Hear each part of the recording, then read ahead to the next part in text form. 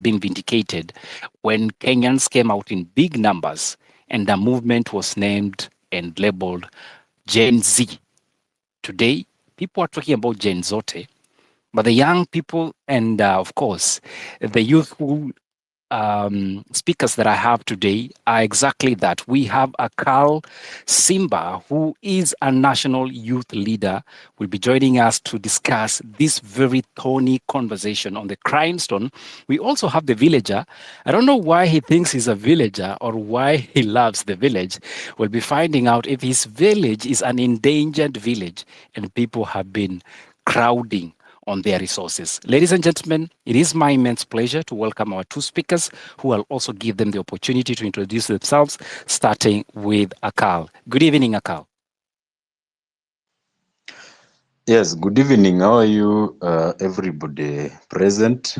My name is Akal. Akal Eliud Hesbon Simba. So the EH you are seeing is not for something to do with excellence. Is Eliud Hesbon. So I have two English names and two African names. Yeah. I think your parents were working very well. They had the future shaped out for you. That's good. Just in case you cross overseas and you become another national, you had two names on your end. Thank you so much, Eliud. I just don't cross over to Nigeria. We have enough problems with precious stones. The villager, good evening to you. Welcome to the conversation. A brief introduction, and let us know where you're joining us from. Good evening, Mizani, Obed, and everyone else here. Akal, how are you? Yes, you've asked why I prefer the name the villager. Actually, I thought about the villager in the sense that I am a Kenyan. And because I'm a villager of the 254, I'm not a villager where I was born, but a villager in this country. Meaning, this is Ushago, sina mali ingine ya kwenda. Kenya is my shags. And therefore, anyone messing with Kenya is messing with my birthright and the place I belong. That's the essence of the name. But also, the Villager 254 is a company that I have established to deal with all the whole issues that surround communication. But as a voice to address governance in our country. I'm a theologian by training and also a real estate professional, also by training. I am in Nairobi. I reside in Nairobi. I wouldn't say the village I live in, but I'm happy where I live. So I am not an expert in geology. I have an interest in geology, how Kenya is being taken advantage of for the minerals for the longest. And secondly, I have related very closely with someone who had the greatest vision that this country has ever had. And the whole day today, we've been discussing mining in Kenya and how it started, the history, and everything in between. And when I will mention the name, you'll know who I'm talking about because it is in the public domain. So that's me, Patrick. I'm a Gen Z. No, I'm a Gen X, not a Gen Z. Thank you very much. I think people have been trying to identify with with generations to the extent that they are afraid. If they say they are Gen Z and they are looking like they are villagers, we will be questioning, kwani Gen Z or Watao? Anyway, ladies and gentlemen, welcome to the talk. Akal, I want to go straight to you. This is a rich country resource. Do you agree with that? If not, what is your take?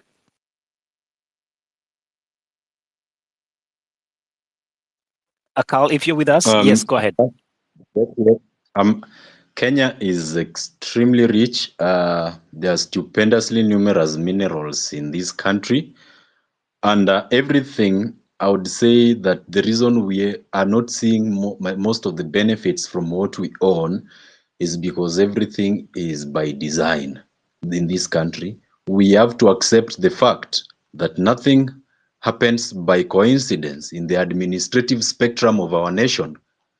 And the mechanism that has been put in this nation is not for the favor of the common mwananchi. When we accept that fact, then that is the first thing we'll do. We have to know we are rich and the mechanism has been driven away from us. So we have been engrossed in a certain matrix where we are not understanding exactly what needs to be done, all the way from the academia to administration to culture and everything. So we have to accept that we are slaves. The moment we accept that we are slaves, that is the first thing that will get us out of slavery. When you go to a place and you find people as slaves and you try to get them out of slavery, make them know that they are slaves first. Otherwise, they'll gang up against you. So Kenya is very rich with minerals. Under your house is serious wealth. Yes, thank you. I am afraid I'm a bit convoluted here. Kenya is rich, but it's a rich slave country.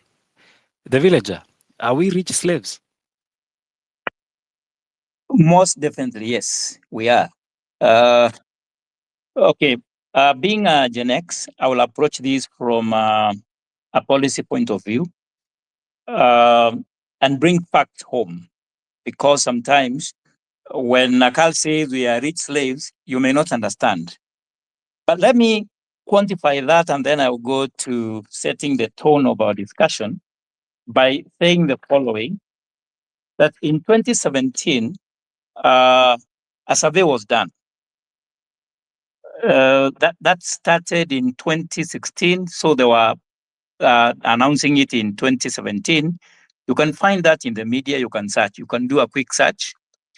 And it was found that if we could divide the minerals that are found on the coastal line alone, and only two minerals, which is titanium and oil, each Kenyan at that particular time, 45 million, will have 333,333 Kenya shillings. That's what each one of us was worth, just by extracting the minerals on the coastal area. Also, for you to be able to understand the damage that has already taken place, in the year 2014, there was a ship that was called MV African Eagle. It left the port of Mombasa with titanium worth 400 million, and it made hundreds of trips until that thing was stopped. So what was the worth of the deposit? The deposit of the titanium on the coastal region and the oil, Carlo made a discovery of 15 billion worth of titanium and the oil. Yes, Kenya is very rich, but why? There's a question you ask here, why are we not extracting minerals? And the second question you ask was, who is stopping us from extracting the minerals? A small background. One, Kenyan minerals are controlled by a small clique of cartels. And it begins even before our independence. And many things that have happened so far, even before our independence, sets the tone on how minerals are going to be extracted, marketed, and also resources shared. Now, part of the problem is there are very stringent, or rather controlled, ways of giving the licenses. And therefore, getting into the market to extract the minerals is a problem. Problem All right. number three. Okay. I know you have a problem number 3. I would want you to mention that and then pause so that this can sink in. Problem number 3, the villager. Problem number, thank you so much. Problem number 3 of why we are a very rich slavery country is there is almost zero enforcement of royalties. Yet, on the document you mentioned, Mining Act 2016, at the bottom, there are royalty extract. There is what we call the scale fees on each mineral, how much you're supposed to give the government. So there is almost zero enforcement of royalties that are supposed to come to the people of Kenya. And therefore, for royalties, the national takes 70%, county takes 20%, the community takes 10% of the total royalty that comes. So those are the foundations of our discussion tonight. I hope that is sinking in. Na inaingia pole pole. Is Kenya a rich resource country? Akal, I want to switch back to you before I can come and find some feedback from 254. We have something that is the coastal region that is becoming a point of interest. You have been traversing the Taita Taveta region, and it's also a point of interest. Until recently, we heard about the Devki company and what have you. I'd like for you to give us the details that you have so far about this coastal area called Taita Taveta and why it's a part and parcel of interest, or should be a part of interest to all of us. Akal.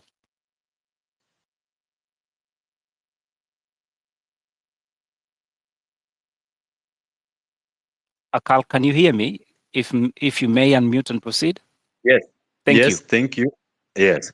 Now, that is a very important topic to talk about. Now, first of all, Taita Taveta, sitting on the volcanic base of the Kilimanjaro, Taita is stupendously rich in alluvium, and it has suffered land grabbing since time immemorial. This is not the first time that we are actually experiencing land grabbing cases in Taita Taveta.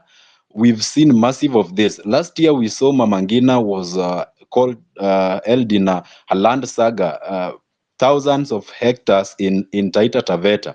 There was a time back then when Amzungu used to own a whole constituency in Taita Taveta, somebody owning a whole constituency, where if for somebody to vie in that constituency must pass through that person. Things happened, and that land was supposed to be given back to the people. There are a lot of legal documents that have been hidden by the government on the same issue. And Taita Taveta is so rich in minerals. Taita Taveta is an opening. It is a door opening to Tanzania. It borders the Tsavo National Park. At the center, both the west and the east, Tsavo National Park. So you understand the issue of alluvium deposit, leaches in the ground. And when we talk about 970 mineral soils in this country, Taita Taveta has more than 50 of those, and very expensive, talking about savorites, talking about gold, talking about copper, and mention all of them. So the issue of land grabbing in Taita Taveta is always about the wealth that is embedded inside that land. We have seen the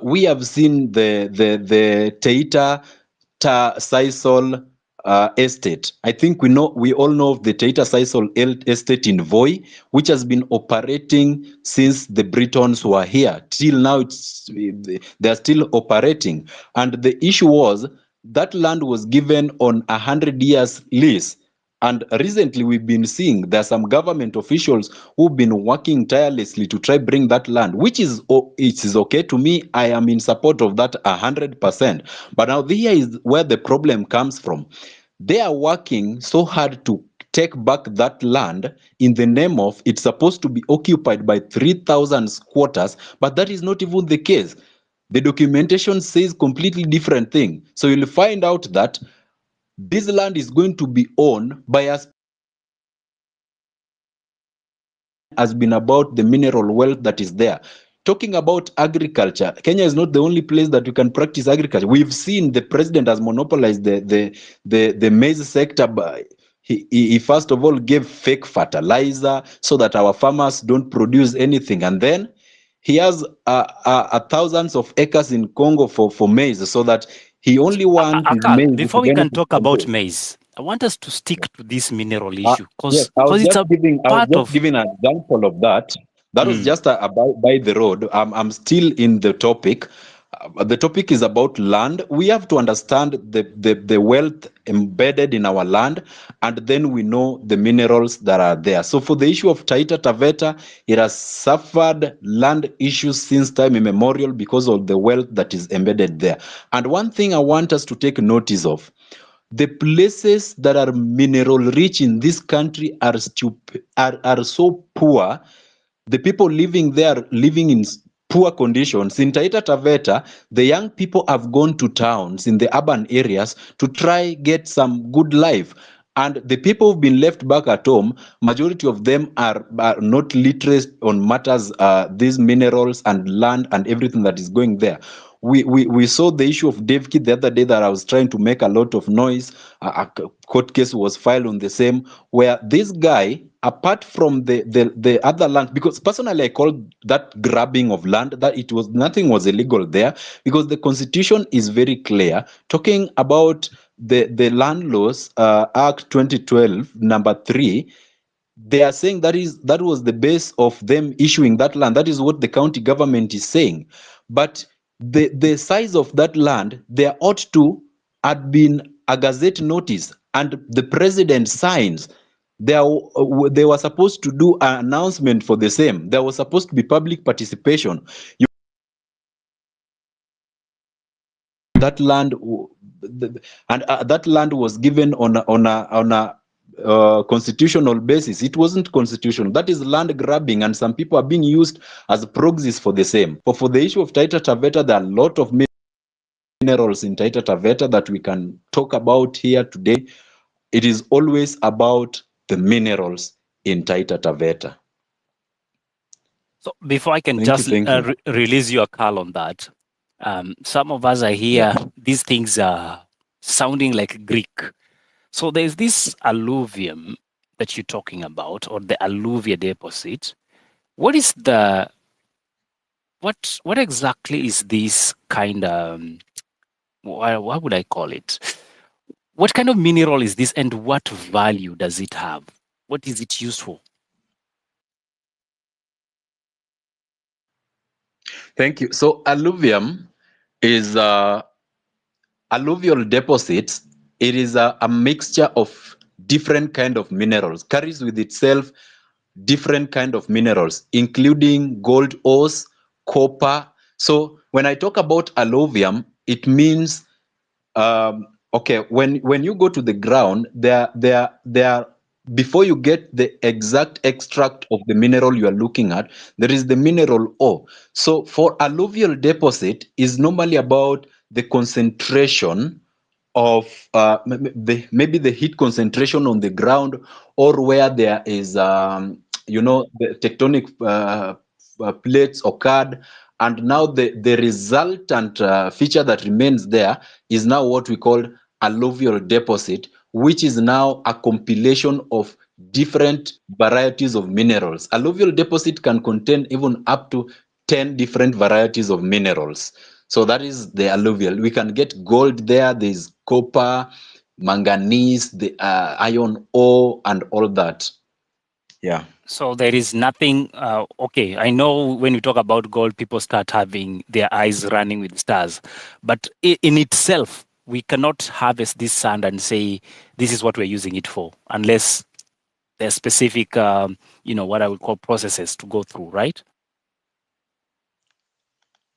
Sure, that's true. Because when we look at the economic viability of a mineral, that process is not that easy. Of course, we are rich as a country. We have all these kind of minerals, which as they can be extracted to get quite some good amount of money. But now there is a process to get the end result, and to monetize it. Yeah. All right. Akal there talks about something that is called Alluvial in Taita Taveta. What were Taita Wadawaida? Tell us about those things and if you've seen them. There's been also the issue of the Tsavo. There are allegations that there's mining happening in the Tsavo. We'll also want to find out how true are those allegations. And last but not least, you mentioned something about historical issues, land issues. And that's why I asked the villager to pause, because we'll go back to the issue of the land. So I have a hand up by 254. 254, you seem to be having a lot of issues. What's your issue? Well, first I posted on the chat the article. Akal talked about Kenya having more than 970 minerals. This was a survey done just last year. So anyone can feel free to go and read the article about the number of minerals in Kenya. So 970 minerals is a lot. So we are rich as a country by any metric of measurement. However, I also wanted to pick up on what the villager 254 said in terms of we are a rich slave country, whereby we are producers of these so-called minerals, but we are not beneficiaries of the same minerals. So all we do is provide the labor, all we do is provide the resource, but all we get is the pain that comes from it. And just maybe also as I learn to sort of back up what the villager 254 said, our system is controlled by cartels. However, one of the biggest cartels we have is government, simply because all these exploiters of these minerals are being enabled by government. They're being enabled by the laws in the country. They're being enabled by a weak judicial system. And even if the judicial system is sort of seeming that it will work, then the kind of fines or penalties that some of these exploiters of these minerals are getting are just but drops in the ocean. So our policy, our governance system is the biggest cartel enabler, and that is why we are where we are as a country. Thank you. Thank you very much, 254. Our system seems to be also an issue. Africa Center for the Diplomatic Affairs, I want to greet you and welcome to the talk. Before I go to our main speakers, you have also been a vocal voice in matters, concerning the youth and diplomacy. I want to hear what you have to say about this issue, because it cuts across the border, not just Kenya, but extend to other countries. However, I'll give you an open pass to contribute. Go ahead. Thank you, Mizani. It is fundamental that we speak about minerals, not just in Kenya, but across borders, that is in the entire continent. I will not just speak about minerals, but I will speak about critical minerals. We know the world currently is in a transition period, a transition into green. It's called the green transition, from fossil fuel into clean energy. Globally today, every other company is looking into having clean energy, be it solar energy, be it whatever kind of clean energy that all of us are looking to have. For this kind of energy to be achieved, or for this kind of transition to be realized, the entire world needs particular minerals, and those minerals are in Africa. And this is statistics. I've just posted it on our timeline, the organization timeline there. The critical minerals and the abundance in Africa, what Africa has in the scope of global reserve in percentage form.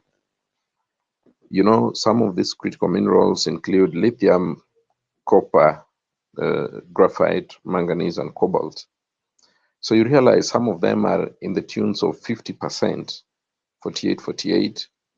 But the actual statistics, which of course the UNCTAD will not post as it should is that they range in the tune of 50 to 56. The highest is at 56. But according to UNCTAD, it puts it at 48 because some of African nations have refused that their minerals or mineral reserves cannot be a case of global discussion. So the fact that we already have these critical minerals unknown to us or known to us, but the African continent seem not to care. There's what we already, what the West, that is the US and the EU, came together and formed what we call as the Critical Mineral Club. It's a club of people who want to trade in critical mineral. They have already formed regulations, and these regulations will apply to African nations. So you have the minerals, they come mine the minerals, but again, they determine how you sell your minerals, how you process your minerals.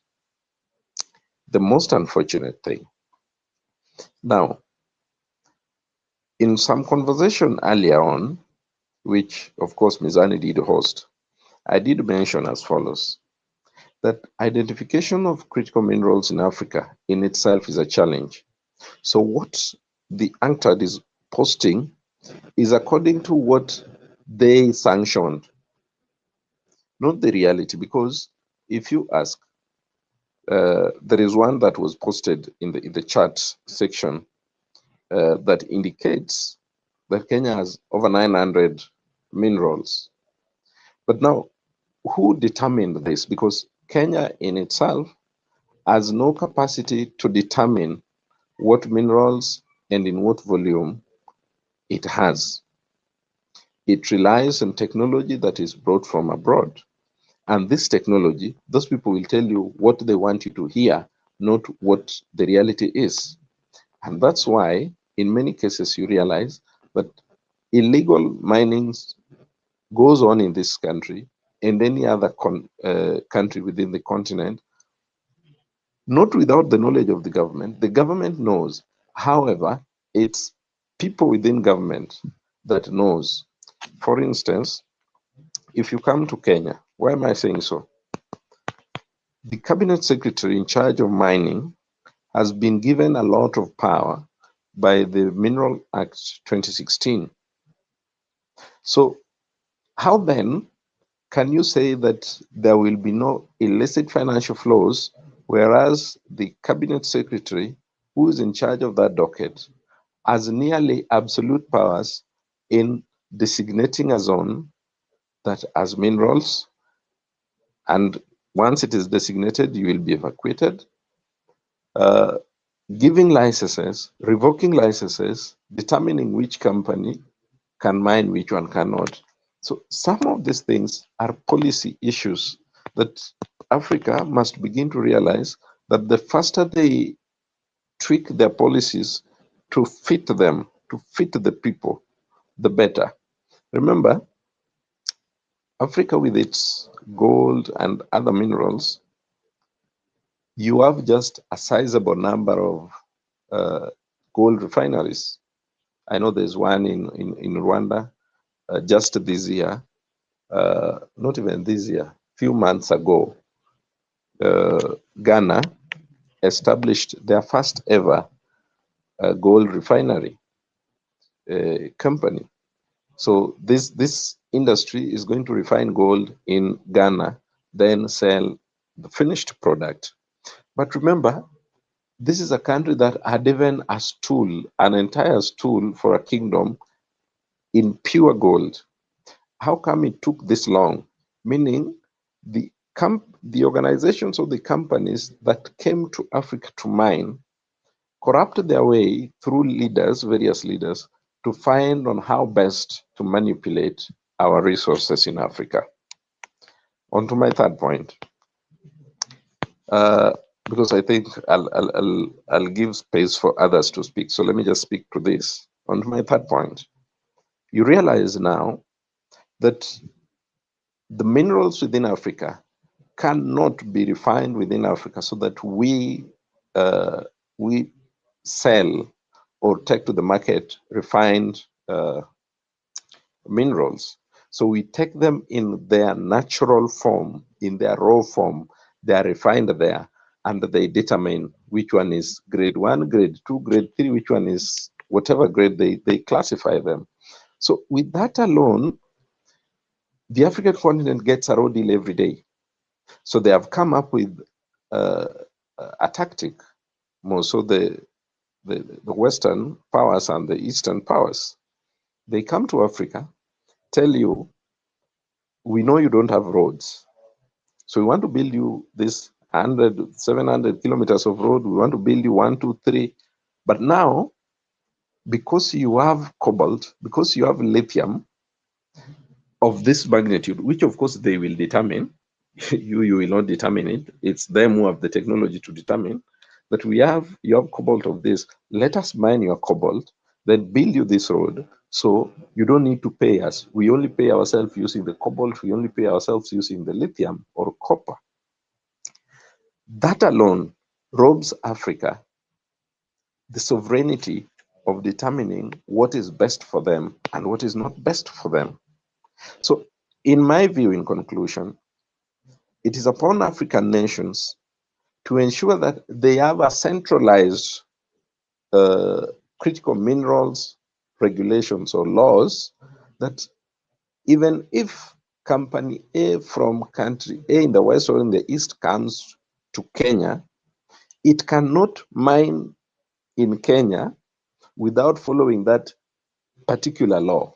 Because if they realize Kenya is becoming too tough, they move to DRC where they will find some loopholes, or move to Gabon, or move to Ghana. So if they go to Ghana, the laws are the same as Kenya, the laws are the same as Rwanda and Djibouti. They will have no space to maneuver and swindle Africa from its resources. I thank you. Bizani, I'm the least controversial person, and I'm surprised that I'm struggling today.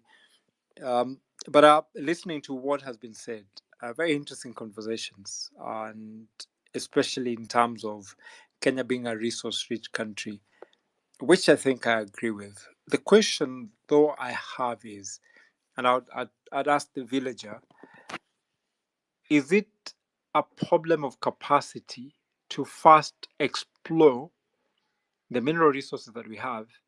And the other thing is, how do we, given that, then it also becomes obvious that it's difficult to exploit or be able to, mine the resources that we have, which then means we have to depend on expertise from other areas. But then when we do that, we do not know how to negotiate or get a good deal out of what we have. That's why we end up getting on the short end of the stick, and most of our resources are taken to other countries. Hence, the argument that has been for a long time that resources in Africa are more of a curse than they are benefit to us. And I would like you to link that to the land issue that Akal did speak to, and at the same time, the crime, the minds of crime. And there are so many examples. So I'd like to hear what's the historical aspect to that, and how do we get out of that challenge? Because if we have a lot of resources, we cannot explore, we cannot exploit, we have to depend on other people, we can't negotiate properly. Where are we, what do we need to do, and how do we make sure we get out of this problem so that we can make use of the value of what we have? Thank you very much, Obed. To answer your question, first of all, let's understand that when we talk about minerals, we talk about self-reliance financially as a country. That's number one. Number two, when you talk about minerals, you're talking about our communities and Kenya nationals being able to support their lives and being financially independent. So those are two areas of finance capacity that minerals can bring to a country. Now, what is the problem? Why are we not able to extract? Or is it that we must depend on others to extract? So the answer to that is there are people intentionally who make sure that we are not able to extract for the simple reason of finances or money. And I'll take you back to the World Bank and IMF. Part of the problem we have with mining in Kenya is IMF and World Bank. This is how. If Kenya, for example, extract the rich minerals we have that we have already mentioned, the one that my brother Africa Center has mentioned, if we are able to extract those, for example, Devki is going back to the coast. And you all remember what he said when he was in Turkana. And you've seen him in many forums, how he speaks about our president. So he's going to mine, and I don't know whether you've been keen to learn how much he'll be paying. For example, what he's mining, in the market, it is worth 14,000 per metric ton. That is iron ore. But he's paying the community 100 shillings per ton. Imagine that. Anyway, we'll come to the figures later. So how is World Bank and IMF hindering the mineral extraction in Kenya? I have reliable information, and I'll give you this story from Taita Taveta. Back in 2016, there is a company that to set up Taita Taveta Mining International City. And this city was to be built with a cost of 3 trillion Kenya shillings. That's the current, I think, the last year budget of the entire budget of the country. The project was taken to the then Minister of Mining, Balala, and to the Minister of Industrialization, Aden. This is public information. You can go and Google on YouTube. He's my friend. I've had a discussion with him today. He told me the money was available, commitment was made, the minister saw the commitment, both ministers saw the commitment, but people in central bank. Villager, let me find out, commitment from the government of Kenya or from the Investors. multilateral? From the investors. Okay. They had very big investors from the US. The investors they provided all the document the government wanted for them to be able to now repatriate the money from their mother country to Kenya to set up the city. It was to have 5 factories based on this coal, coltan, graphite, copper, manganese, and all the others. So when he went to the treasury, he was told that Kenya has no capacity to receive such money. And if he wanted the money to come to Kenya, then he will have to speak to the higher power more than the ministry officials and the CSs at that time. And therefore, the investors got frustrated. Allow me to interject again. I'm sorry. When you say Kenya has no capacity to receive money, put it in a layman's language like I'm Karen Nyamu to understand exactly what that would mean. Translate it so that, I mean, it is fair that we do so because we can only assume which country has no capacity to receive money. I mean, explain to me or to everybody. I don't know if others are understanding what it means. These are the cartels at the Ministry of Treasury and the Central Bank. They told him that according to regulations, there is a sum of money that cannot be brought in Kenya because the investor will be deemed to have intentions to destabilize the country. Because they wanted 3 trillion. And it was to come in, I think, chunks of 3. This information you can find on YouTube. The guy I'm talking about is on YouTube. I'll send the link here shortly after I finish talking. What is the name of this guy? If it's public information, we are interested really. He's, But anyway, go he's ahead with the called, conversation. he's called Dr. Constantine Mwadime. He's on our radar. We Yeah. will find out. But proceed. Thank Okay. you. Thank you. So now the IMF have their people placed within Treasury and the central bank that cannot allow investors to bring money in Kenya. And this is not only in mining, it is in real estate, because currently there is a project I've been doing, and the investor has found it difficult to bring 10 billion in Kenya. He has to give everybody something.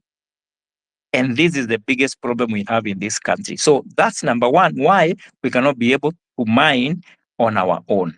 Number two. The village, and I will interject you for as long as we, just to help clarify, and Yes. forgive me, everybody in the listener panel and the people. It's not because I don't want him to flow, but I also want to understand.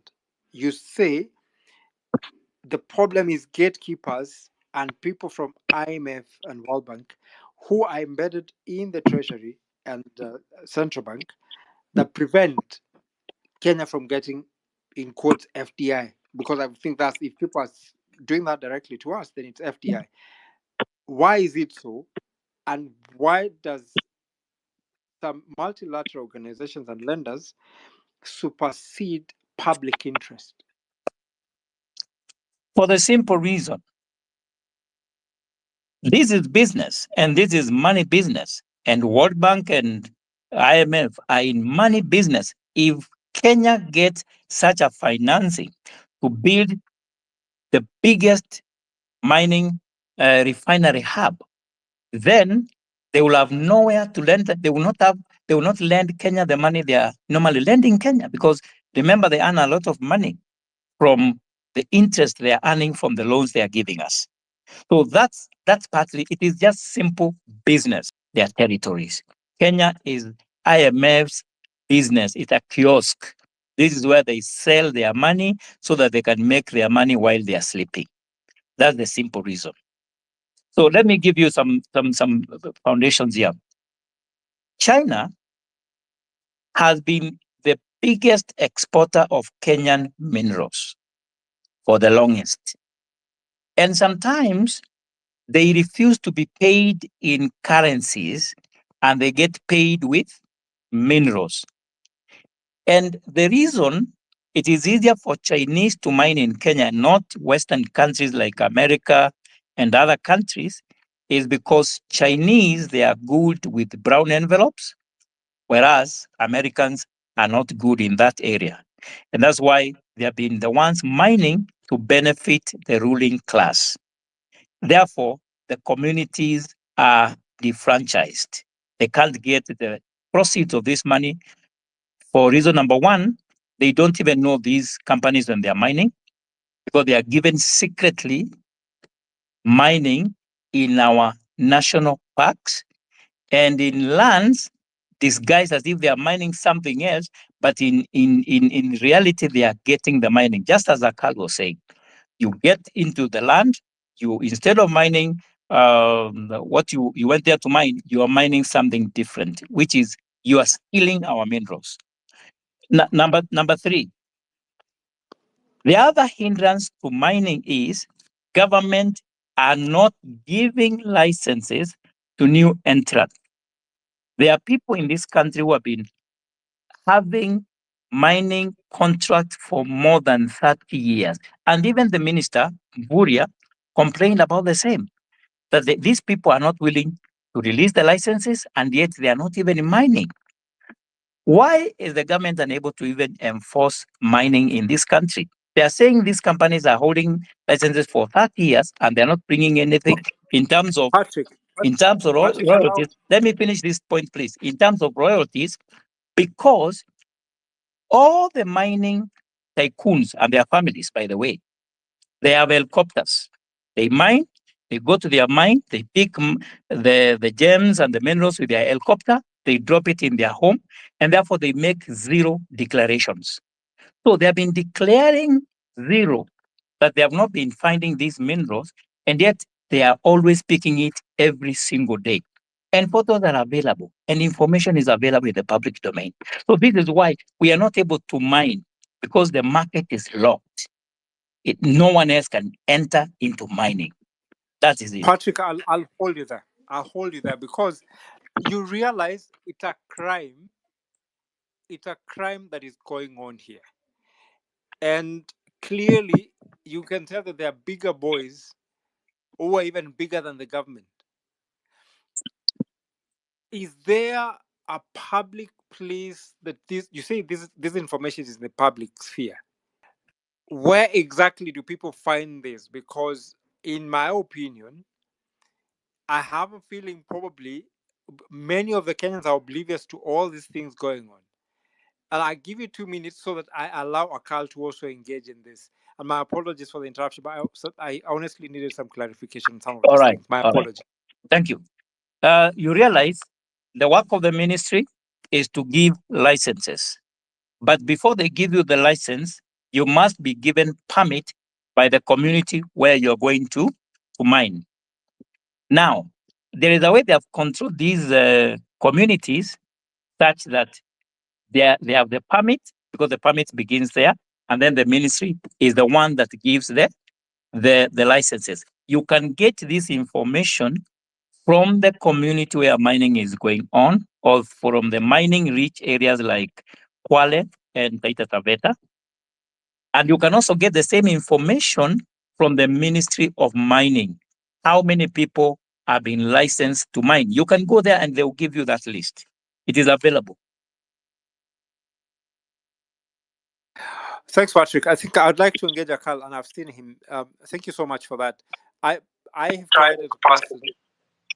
I will try. Akal, I saw your hand up, and I think it's important probably to expound on the point that is across. But you also yesterday, you tried to allude to the fact that our national parks have a lot of resources and mineral resources, for that matter, that have not, are clandestinely given to other companies in the name of tourism, but they end up doing mining clandestinely.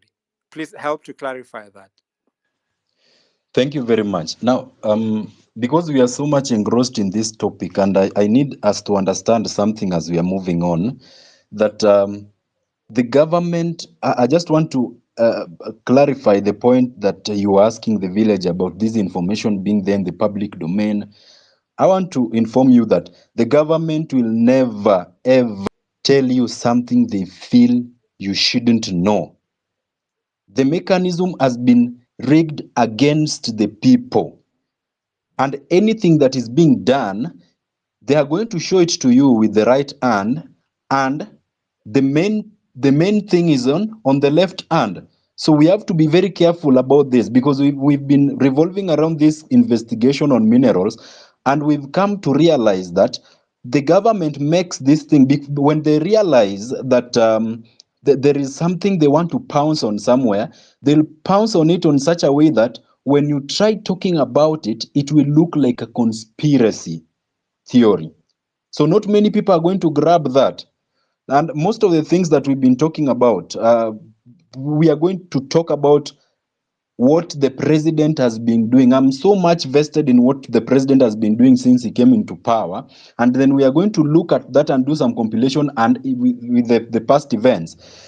In April, we all can remember that the government signed an MOU with United Arab Emirates. There is an investment MOU that was signed to develop mining technology sectors. And remember, this information is not in the public domain. In this country, there's no media that did anything about that. There's no gazette notice, and that is unconstitutional. If we look at the section 120 of Mining Act, that is unconstitutional. That thing is even supposed to be tabled in the parliament. And the United Arab invested on the areas where there are high concentration of minerals. And if we look at our national parks, the United Arab Emirates are so much invested on those specific areas. We've seen scenarios where there are some species of animals that are found here in Kenya that have been seen in the United Arab Emirates, like the gazelles. So they are so much invested on that area. So you come to ask yourself, why would a government that was put into power to work in accordance to the rule of law secretly sign an MOU in the mining sector and not do any publication? They don't do any gazette notice. Nobody talks about it. And if you go to AU, the Emirates News Agency in AU, the Emirates News Agency published it. Actually, they published it as a breaking news in April 2024, this year. So most of these things that the government is showing us on this side is completely rigged against us. They don't want us to get to know most of this information. And let's talk about. I had one speaker talk about the Mining Act 2016. You see, this Mining Act and the points that he was talking about were categorically clear, and I was support of the same. The Mining Act 2016, and I keep on repeating this, is also another mechanism that is being used to rob us in broad daylight, because the Mining Act 2016 was not done by our legal technical committee. No, Kenyans did not take part in that. The Mining Act 2016, in fact, the most precious parts of this Mining Act 2016 was done by a technical committee from the IDLO, the International Development Law Organization, and we all know what IDLO is. The IDLO is being funded by the IMF. They are actually in the UN system. So Americans are so clever. These people are so much clever. The Britons, the Americans, and what they normally do when they want to pounce is they use law. They will come up with something in the name of a law. This is what is there. So they'll rig a law for you so that they'll use it against you. And in case things turn tough that you want to retaliate, they are going to bring now forces, security. So they like using their military and the law. So when these people did the Mining Act 2016, and it was funded by the IMF and the World Bank, how can an organization write our laws and give out guidelines on how to mine our resources? So in order to get what we have to seek permission from people who don't have it. That is not possible. And the person who inaugurated that event was the then Deputy President William Ruto. So this is a game that I tend to believe they started playing this game time back when he was still a deputy president. Now he's the president, is just, oiling himself on the same saga. What did they didn't even stop there after that. The Americans, after that, they came with something called the Inflation Reduction Act. And most of the things that the Americans normally come up with are normally hidden, that it requires somebody who is so much sensitive to read between the lines to understand these things. So if you look at the Inflation Reduction Act, somebody can just look at it after this or now. It was enacted by the Americans, and it is massively on the American military. It's secretly, let me explain this to you. You will see those points in that Inflation Reduction Act. It secretly guides on how to trade some of our minerals actually in this country, some of our precious minerals, and I want to mention some of them. Some of them are coltan, we have uranium, we have nickel, and approximately 24 other metals. We all know what uranium does. Uranium creates nuclear. We all know what uranium does. It creates nuclear. Coltan feeds AI robots. And another thing that coltan does is coltan is needed in creating microchip. And that is now going to bring us to another point why this microchip tension has so much been invested, especially here in Kenya. As we are talking right now, the reason why these people are so much invested in this coltan issue, we saw the other day, immediately these people post this law for us, we saw that was when coltan was discovered here in Kenya. There is a lot of it here in Embu. And coltan feeds AI robots. coltan also is needed in microchips. So we can all remember when the president went for the state visit in Washington, he went to Atlanta. And you look at that visit in Atlanta is not mentioned sana, haijaongelewa sana, but there was an agreement that was signed in Atlanta by the president called the STEM agreement. Somebody can also look at that. The STEM agreement that the president did in Atlanta, it is basically revolving around technology, and it covers a lot about this mineral called coltan. Because as we are talking, immediately he signed that agreement, Americans are building a multinational industry here in Naivasha currently as we are talking, in a place called Olkaria. As we are talking, in a place called Olkaria, multinational industry is being built to start manufacturing microchips because it is needed in coltan is needed there. The reason why they are doing that is because of the tension between Chinese and Taiwan. I think we all know about that. So this thing is so much dangerous because of the radioactive emissions that are there, and they don't want to do it in their land. They come and do it here, and these are some of the things that the government hides from us. Just like I started saying, they'll never tell you things they feel you don't want to hear.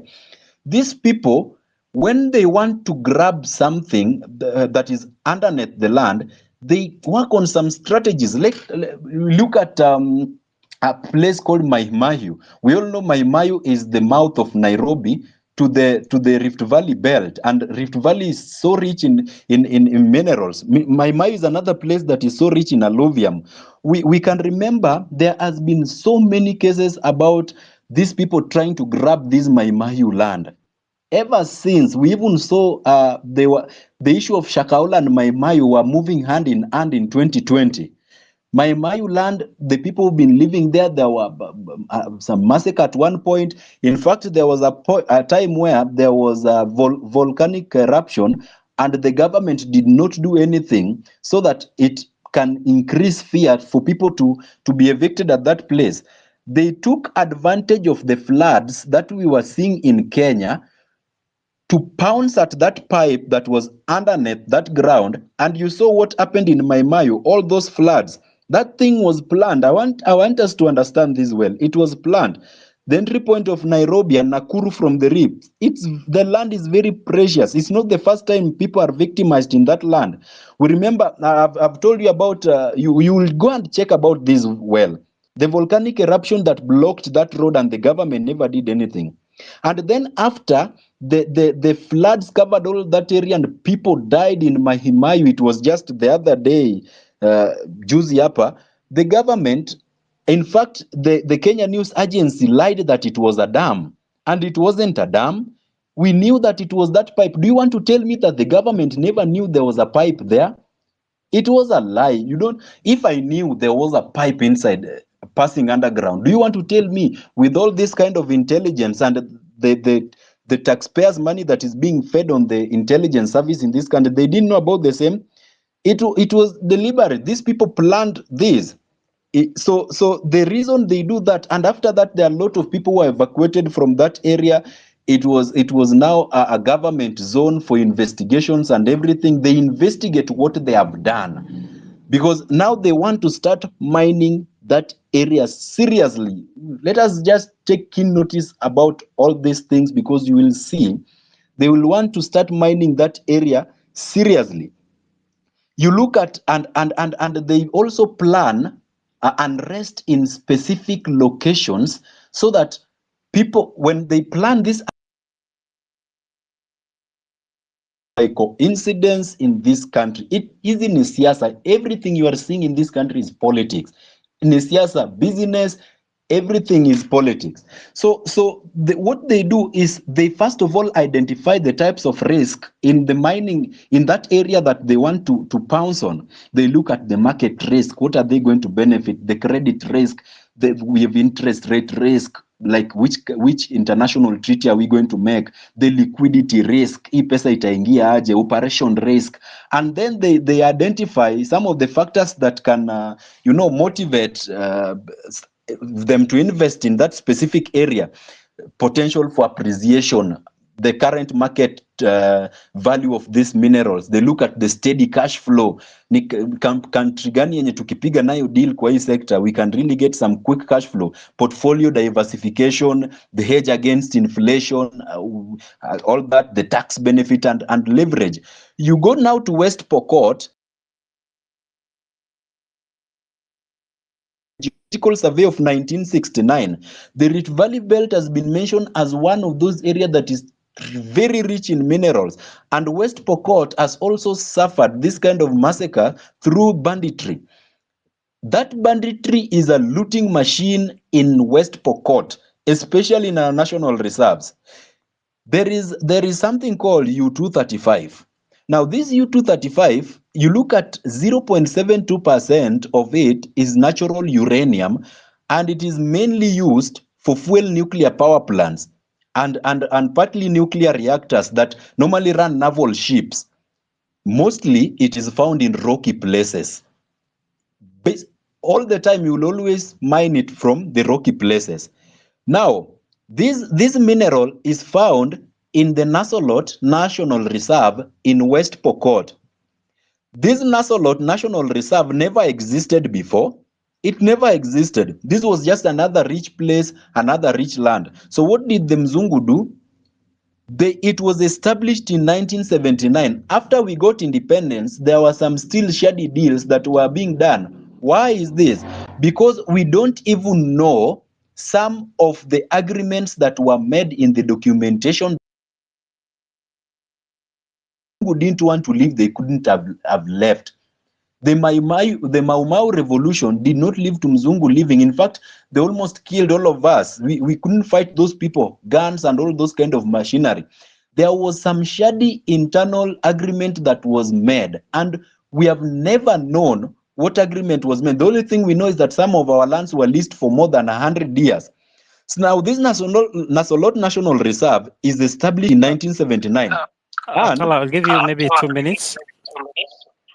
And it's 9,200 hectares of rocky land, which is rich in this uranium. As right now, the people from West Pokot who are here, you will agree with me that West Pokot is the land of hidden treasures. Now, amidst all this sponsored banditry in the area, people have been forced to evacuate the place due to hostility. And what do? Immediately people leave, they pounce. Ruto went to China. And you will realize that most of the loans that we are paying, we are not even paying the loans that we are supposed to pay. It is always loans against mineral. One of the speakers talked about it here. It is loans against minerals. Now, the transpiring truth behind that, the Beijing loan to Kenya, it allowed, apart from I don't know, it was 369 million was given. The loan that Kenya was given, it allowed the Chinese to do geophysical survey with funding from Beijing on our national resources.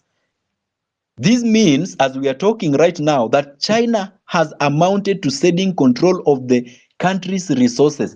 They know, paka kwa bedroom, all the natural resources that we have. And one of the camp organizations that was brought by China to Kenya that is doing this is the Geological Exploration Technology Institute that is from China. They currently have a raw data on Kenya's mineral wealth. Now, there's a recent research that they did that indicates that Kenya can earn up to $140.6 billion from that sector in the coastal area alone.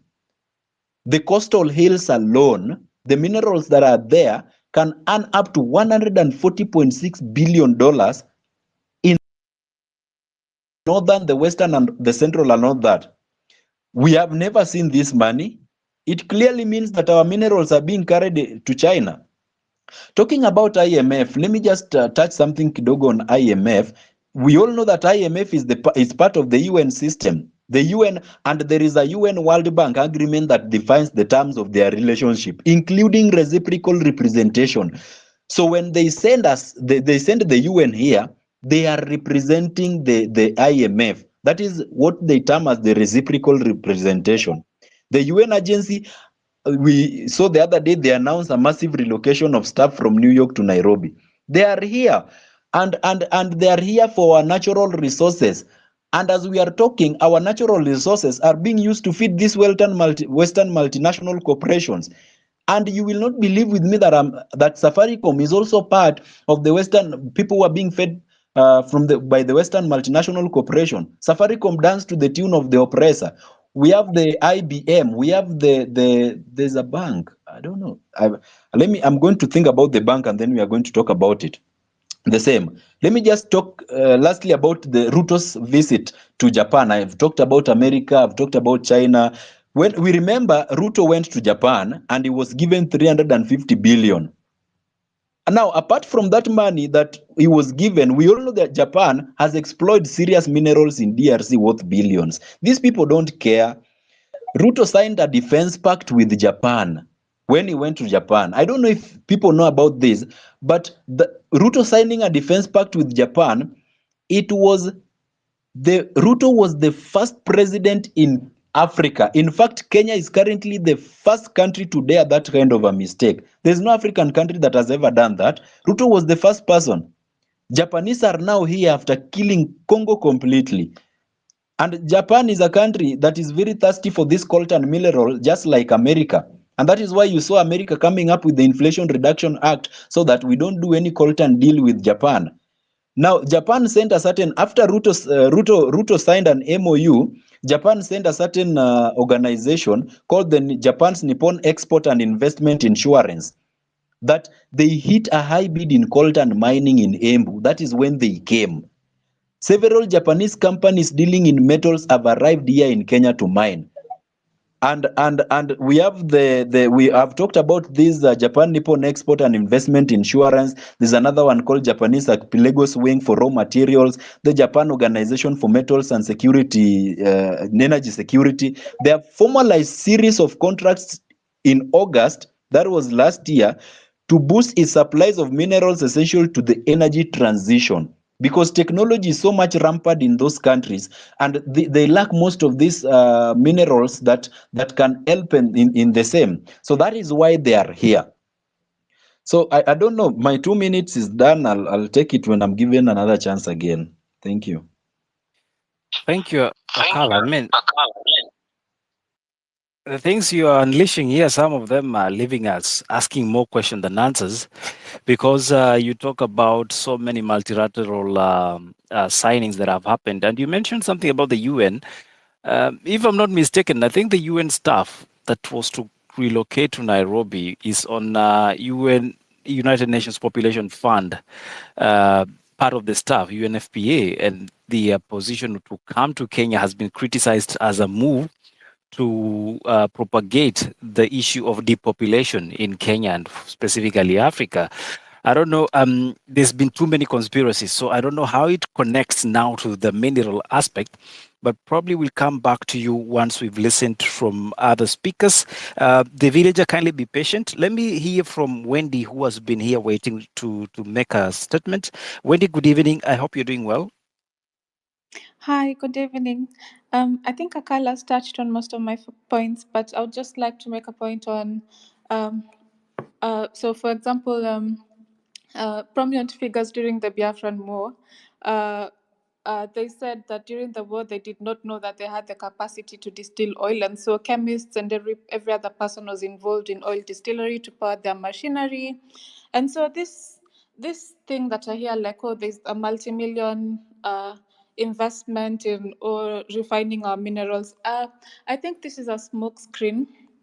Because I don't think this is, I think someone mentioned, I won't mention, all this is a looting machine. So to inflate all this, but still benefit from our resources. But most of my points have been mentioned by Akal, and there's this fallacy that we somehow got independence. But I think this has been mentioned that Kenya is a plantation and we never really got independence. Thanks. I think I'll leave it at that.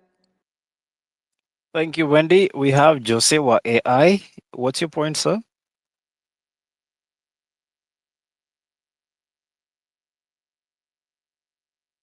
Joshua AI going once. All right, seemingly Josh is not there with us.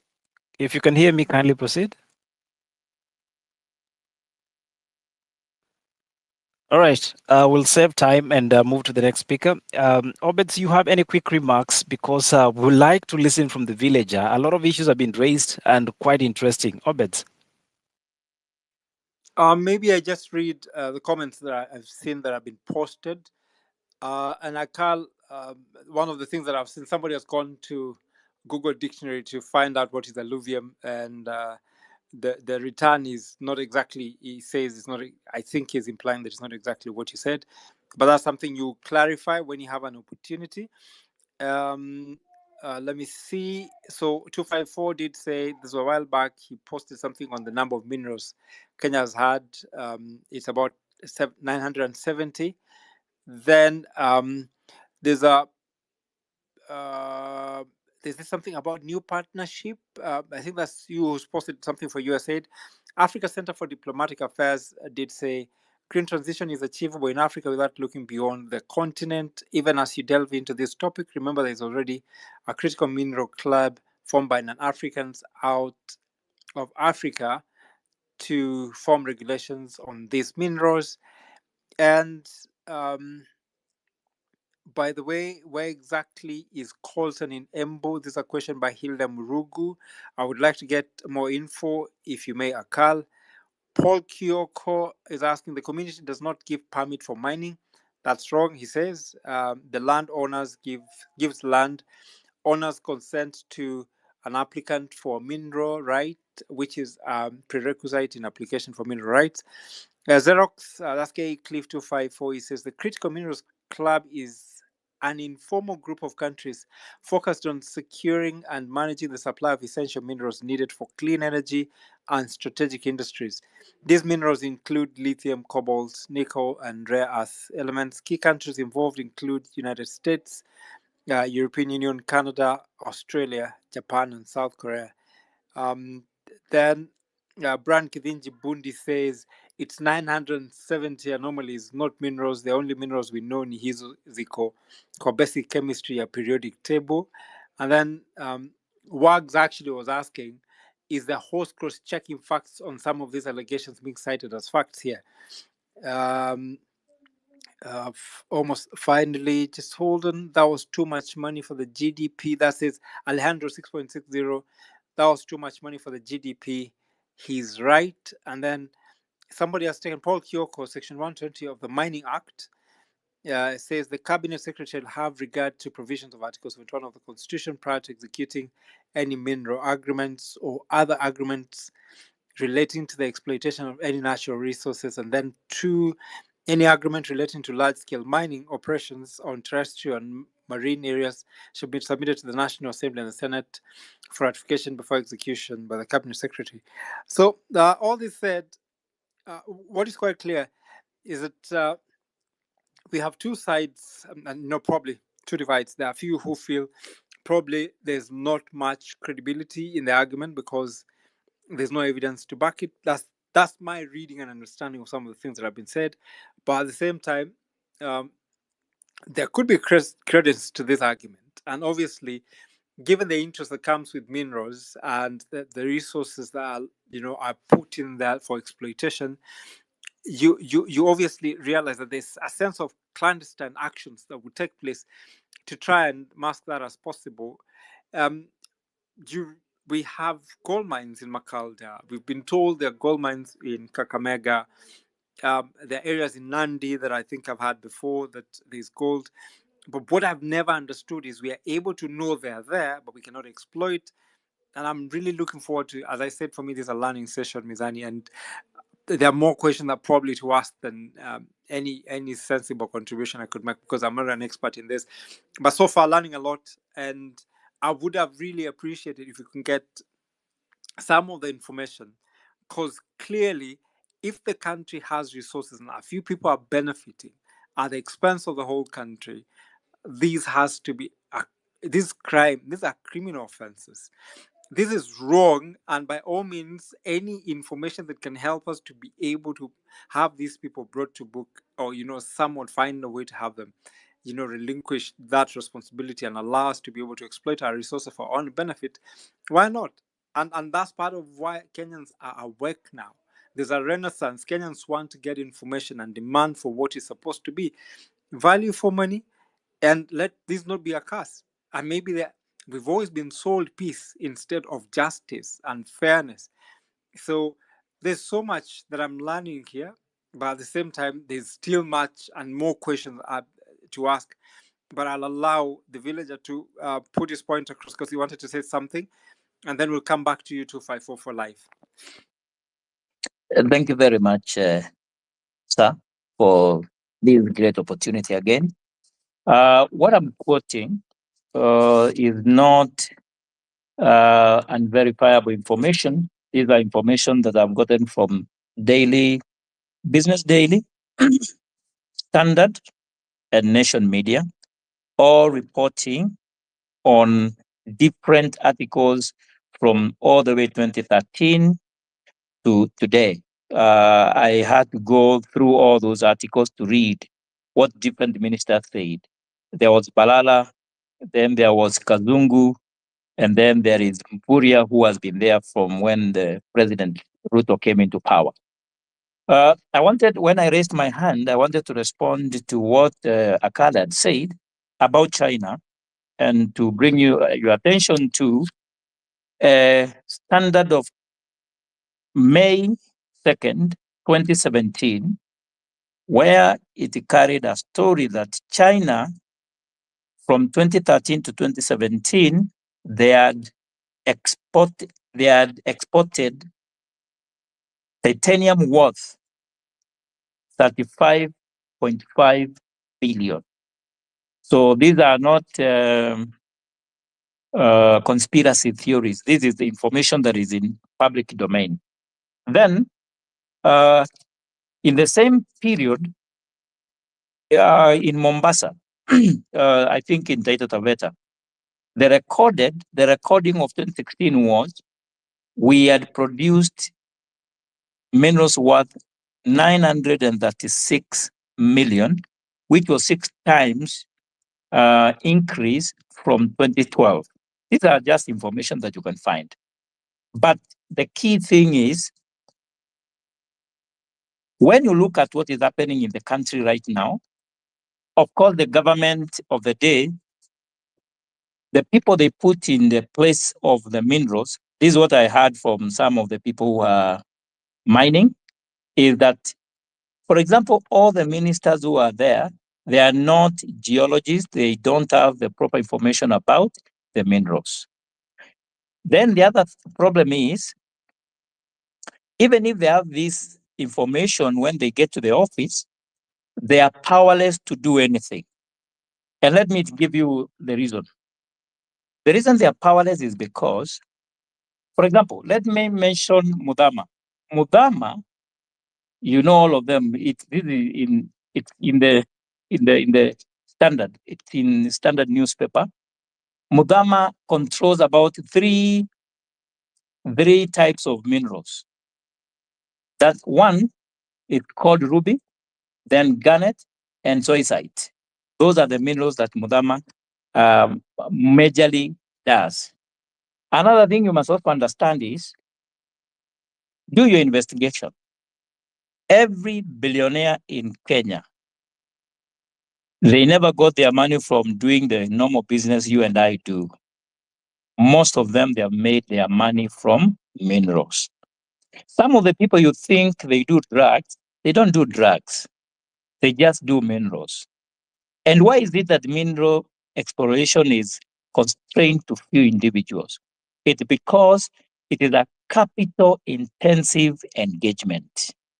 And you must have the right connection to the government for you to be able to get the license and the permit from the locals so that you can be able to exploit the minerals. Then before some few years ago, I think during President Uhuru's people from the ground are saying the government used to take military and they were planning to lease the lands within Savo and Kwale for military training. And the locals discovered that it wasn't for training, it was for minerals. And this is what Akal said. Whenever you see foreign government bringing their military bases in Kenya, there is an interest. And look at the places they take these militaries. They take them where they know minerals are, and the whole purpose is to extract the minerals. Another fact that I cannot get tired of emphasizing is our national parks have been mined even before we got independence, and they still continue to be mined. And why?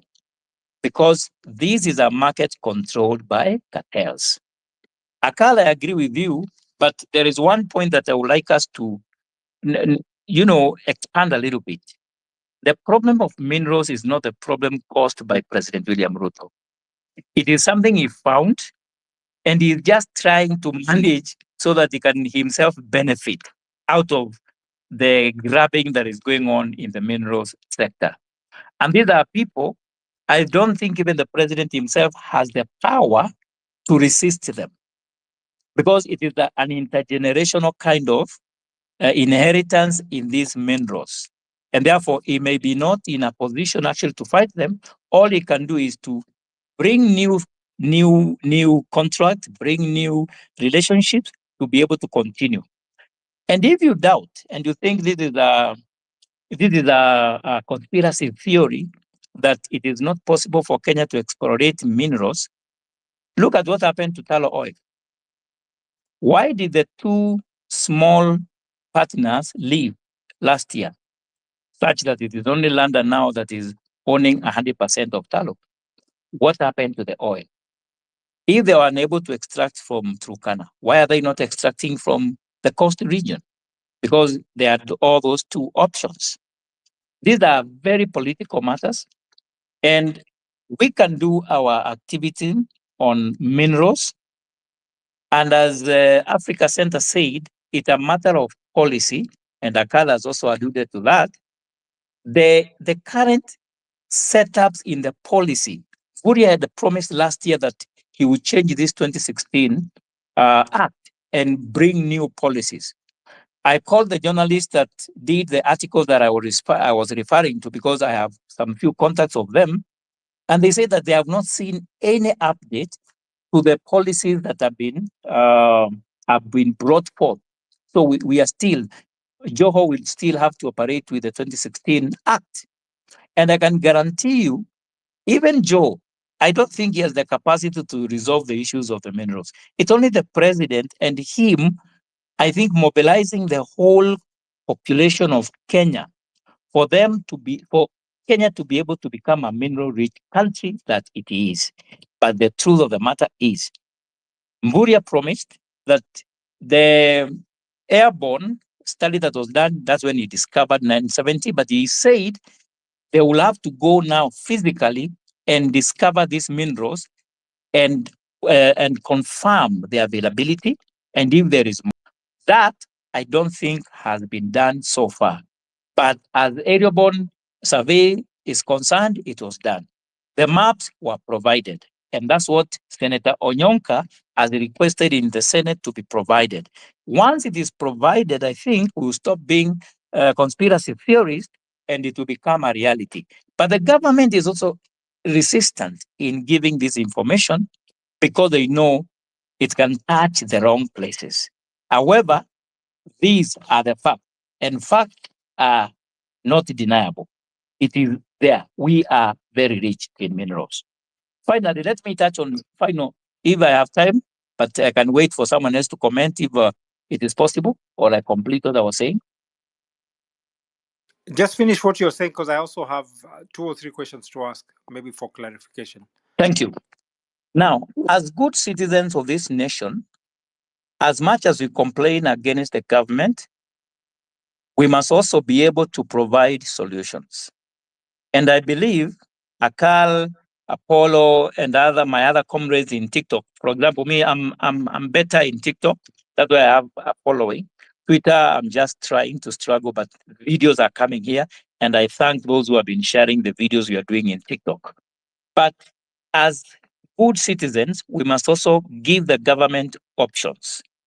I think this agitation we are doing, Mizani, You can organize a way of us presenting memorandums to the government. It begins slowly. And some of the memorandum we should be suggesting to the government is, can there be a policy when you go to a community, apart from giving the royalties, you can also have a community responsibility or social responsibility. You can be a social responsible company. I hear now that they're called ESG. You can have that, whereby for you to be able to allow to operate in a certain region, build hospitals, build schools for these peasants who are mining for you, build roads, create infrastructures. If the government is willing, this can be done, but it can't be done unless people who are responsible can raise these issues. For example, I'm looking if that can be included in the contract. When you're given a license, you go to mine.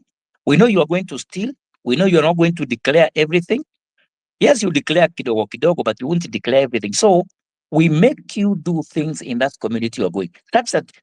As long as you exist there are infrastructures, there are roads, there are hospitals, there are schools, and the communities are benefiting. We can begin from there. And then we go to enforcing the royalty by making sure that the community are policing the mines such that they know what we produced yesterday. So that as you go to make declarations, you're not stealing from us. Because when you are not making the proper declarations, you are stealing. Other methods you can be able to propose to the government is that let mining be left to the community to decide rather than the minister having a lot of power to decide who mines where, how do you mine, and therefore it becomes a boardroom decision. Let it not be a boardroom decision. Let it involve the community, not public participation. Let community be the ones to certify a license. Let them not only be giving the permit, let them certify the license. I know most of patriots here have suggestions. We must provide solutions. We can't keep on complaining. If I may touch on what happened to the Gen Z, you see, we complained and they complained online, but at the end of the day, the president did what he did because we never formed a consensus and send him something that is concrete for him to act on. Okay, you can argue all the proposals were done on Twitter. It's fine. But did we agree with him to give him a proposal? This is what we want. Formally, we can do that on minerals. And with this, let us now project it to provide solutions in the industry. Thank you very much. Thank you, the villager 254. I have, to you and Akala and anybody probably who is informed in these matters. Number one, is it all national parks and reserves that have mineral resources? And are there specific companies, if we cannot even name individuals, are there specific companies that we can point to and say, these companies? That would help us to or probably be able to also get information and investigate. The other thing is the government so helpless that it just has to be manipulated in such a way that nothing can be done, and so we are the mercy of whomever decides. We saw we said we have a big aquifer of water in Turkana. There was oil that was discovered, and then from the blues, nobody knows went on. Was that sold to people, or who is there? What was the reason for people moving out? Such things, and when you say your source of information is from the communities and areas, when you go to the Ministry of Mining website, they actually don't give you a lot of information in relation to what we're talking about here. And maybe government is deliberately hiding information from Kenyans for obvious reasons. So I think there are more questions than answers. And Akal, I think the jury is still out about alluvium. I'll give you an opportunity to be able to clarify. 254, your hand has been up for some time. Let's hear what you have, and then we can go back to Akal and the villager. The villager, you guys think about those questions, and then If Mizani have other questions to ask, I give it back to you. All right.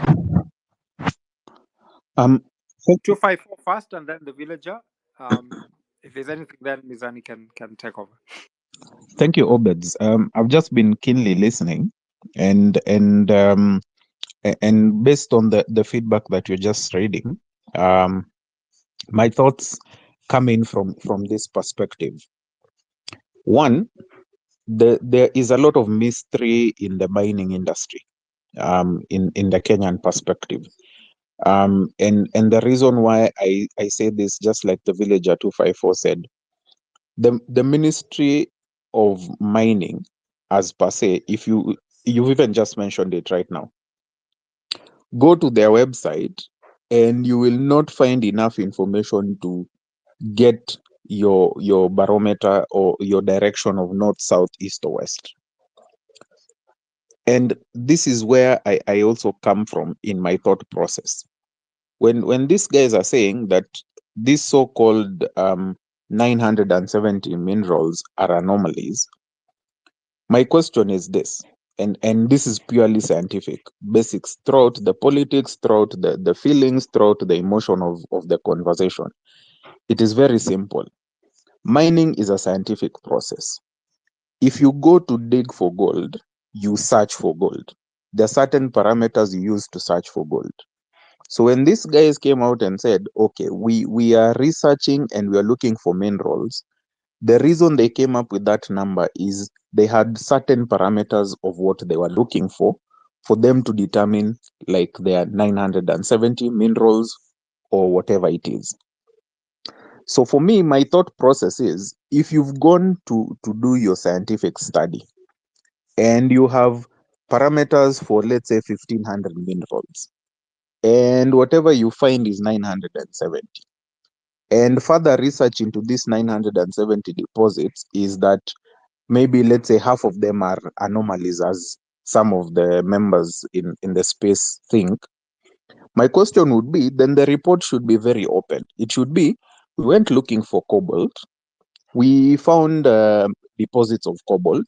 However, these deposits of cobalt we found, either one, they are enough for us to exploit, and this is the period of time it would take us to exploit. Or number two, we didn't find lithium. We found deposits of sodium chloride, for example. And this sodium chloride is not viable for any mining activity.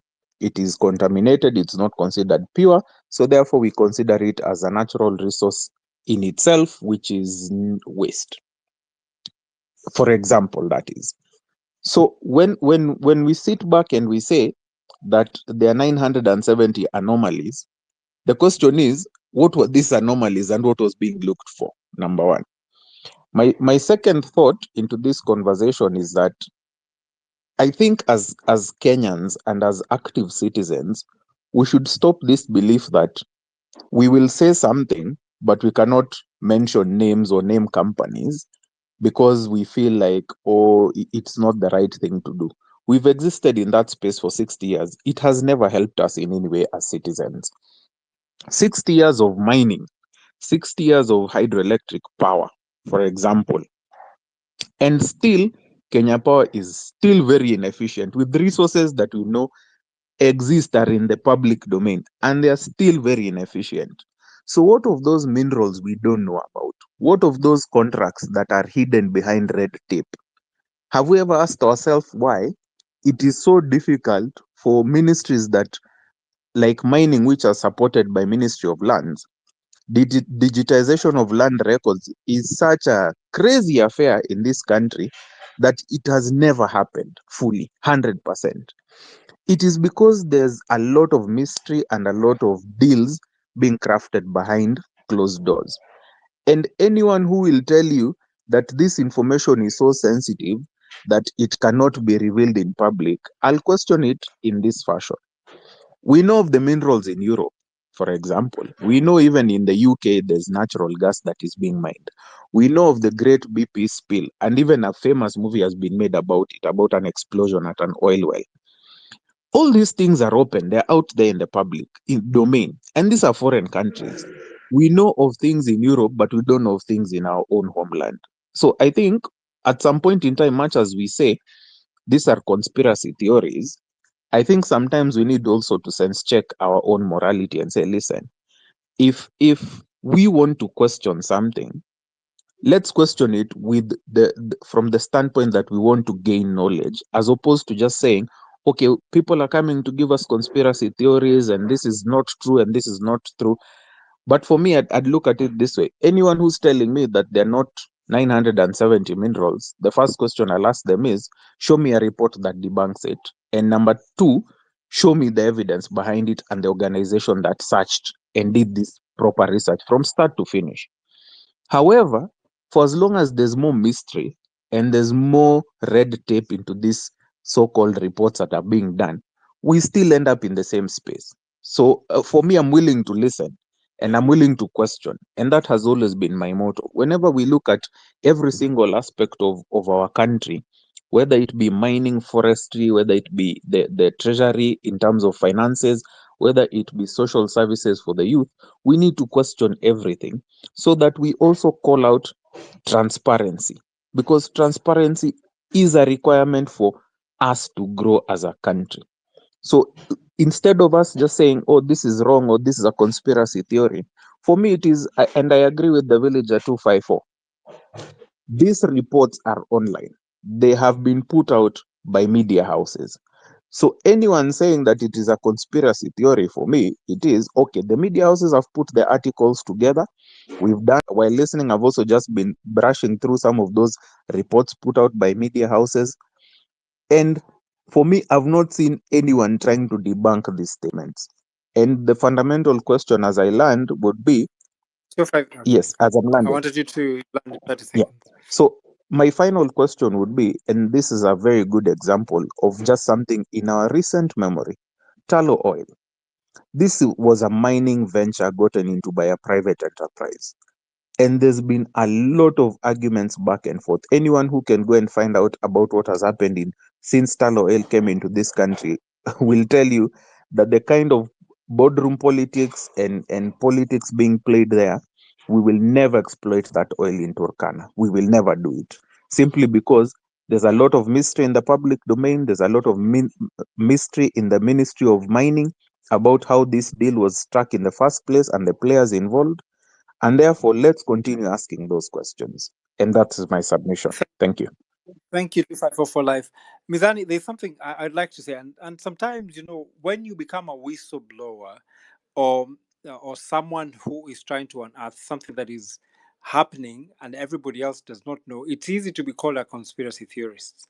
And half the time, even when somebody discovers something new or they think a different way of working and doing things, people will look and say either you're mad, and then when they start to see exactly what you're doing, they start to follow you. So for me, I have a feeling there's a smoking gun. We may not have the exact details. Look at an example that is very common. Kenya Power has been very inefficient in delivering the basic thing that they're supposed to do. But we have a problem with independent power producers for a very long time. And we signed contracts that are so long term that affect how we get electricity and how we pay for it. There is a possibility that from the colonial government and what was inherited, the people who took over responsibility to govern this country, as part of the concession that was made for them to be given the flag independence, this is some of the things they were told to make sure that they are not revealed and they become partial beneficiaries of the same system. So what we need to do, number one, first, introspect, ask ourselves, what is it we really want for our country? And then secondly, if there is something that people are saying, the best way, and even in academia, is go out there, try and verify or debunk the information given and prove it to be incorrect. Because then that way you have a basis to tell people, you brought up this and I have proven this.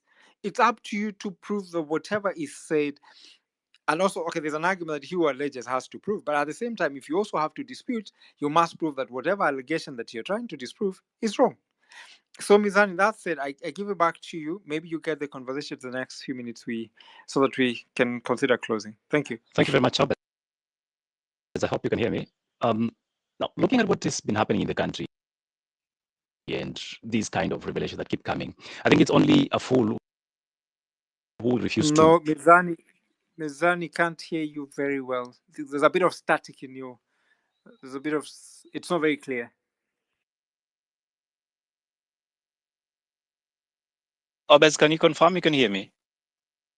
That's very good. Yeah, pardon me. I'm saying, looking at what has been happening and the conversation around the country on who is fooling who, a lot of political brokerage happening, a lot of scandals that have been revealed, and people and persons of interest being called as part of the players.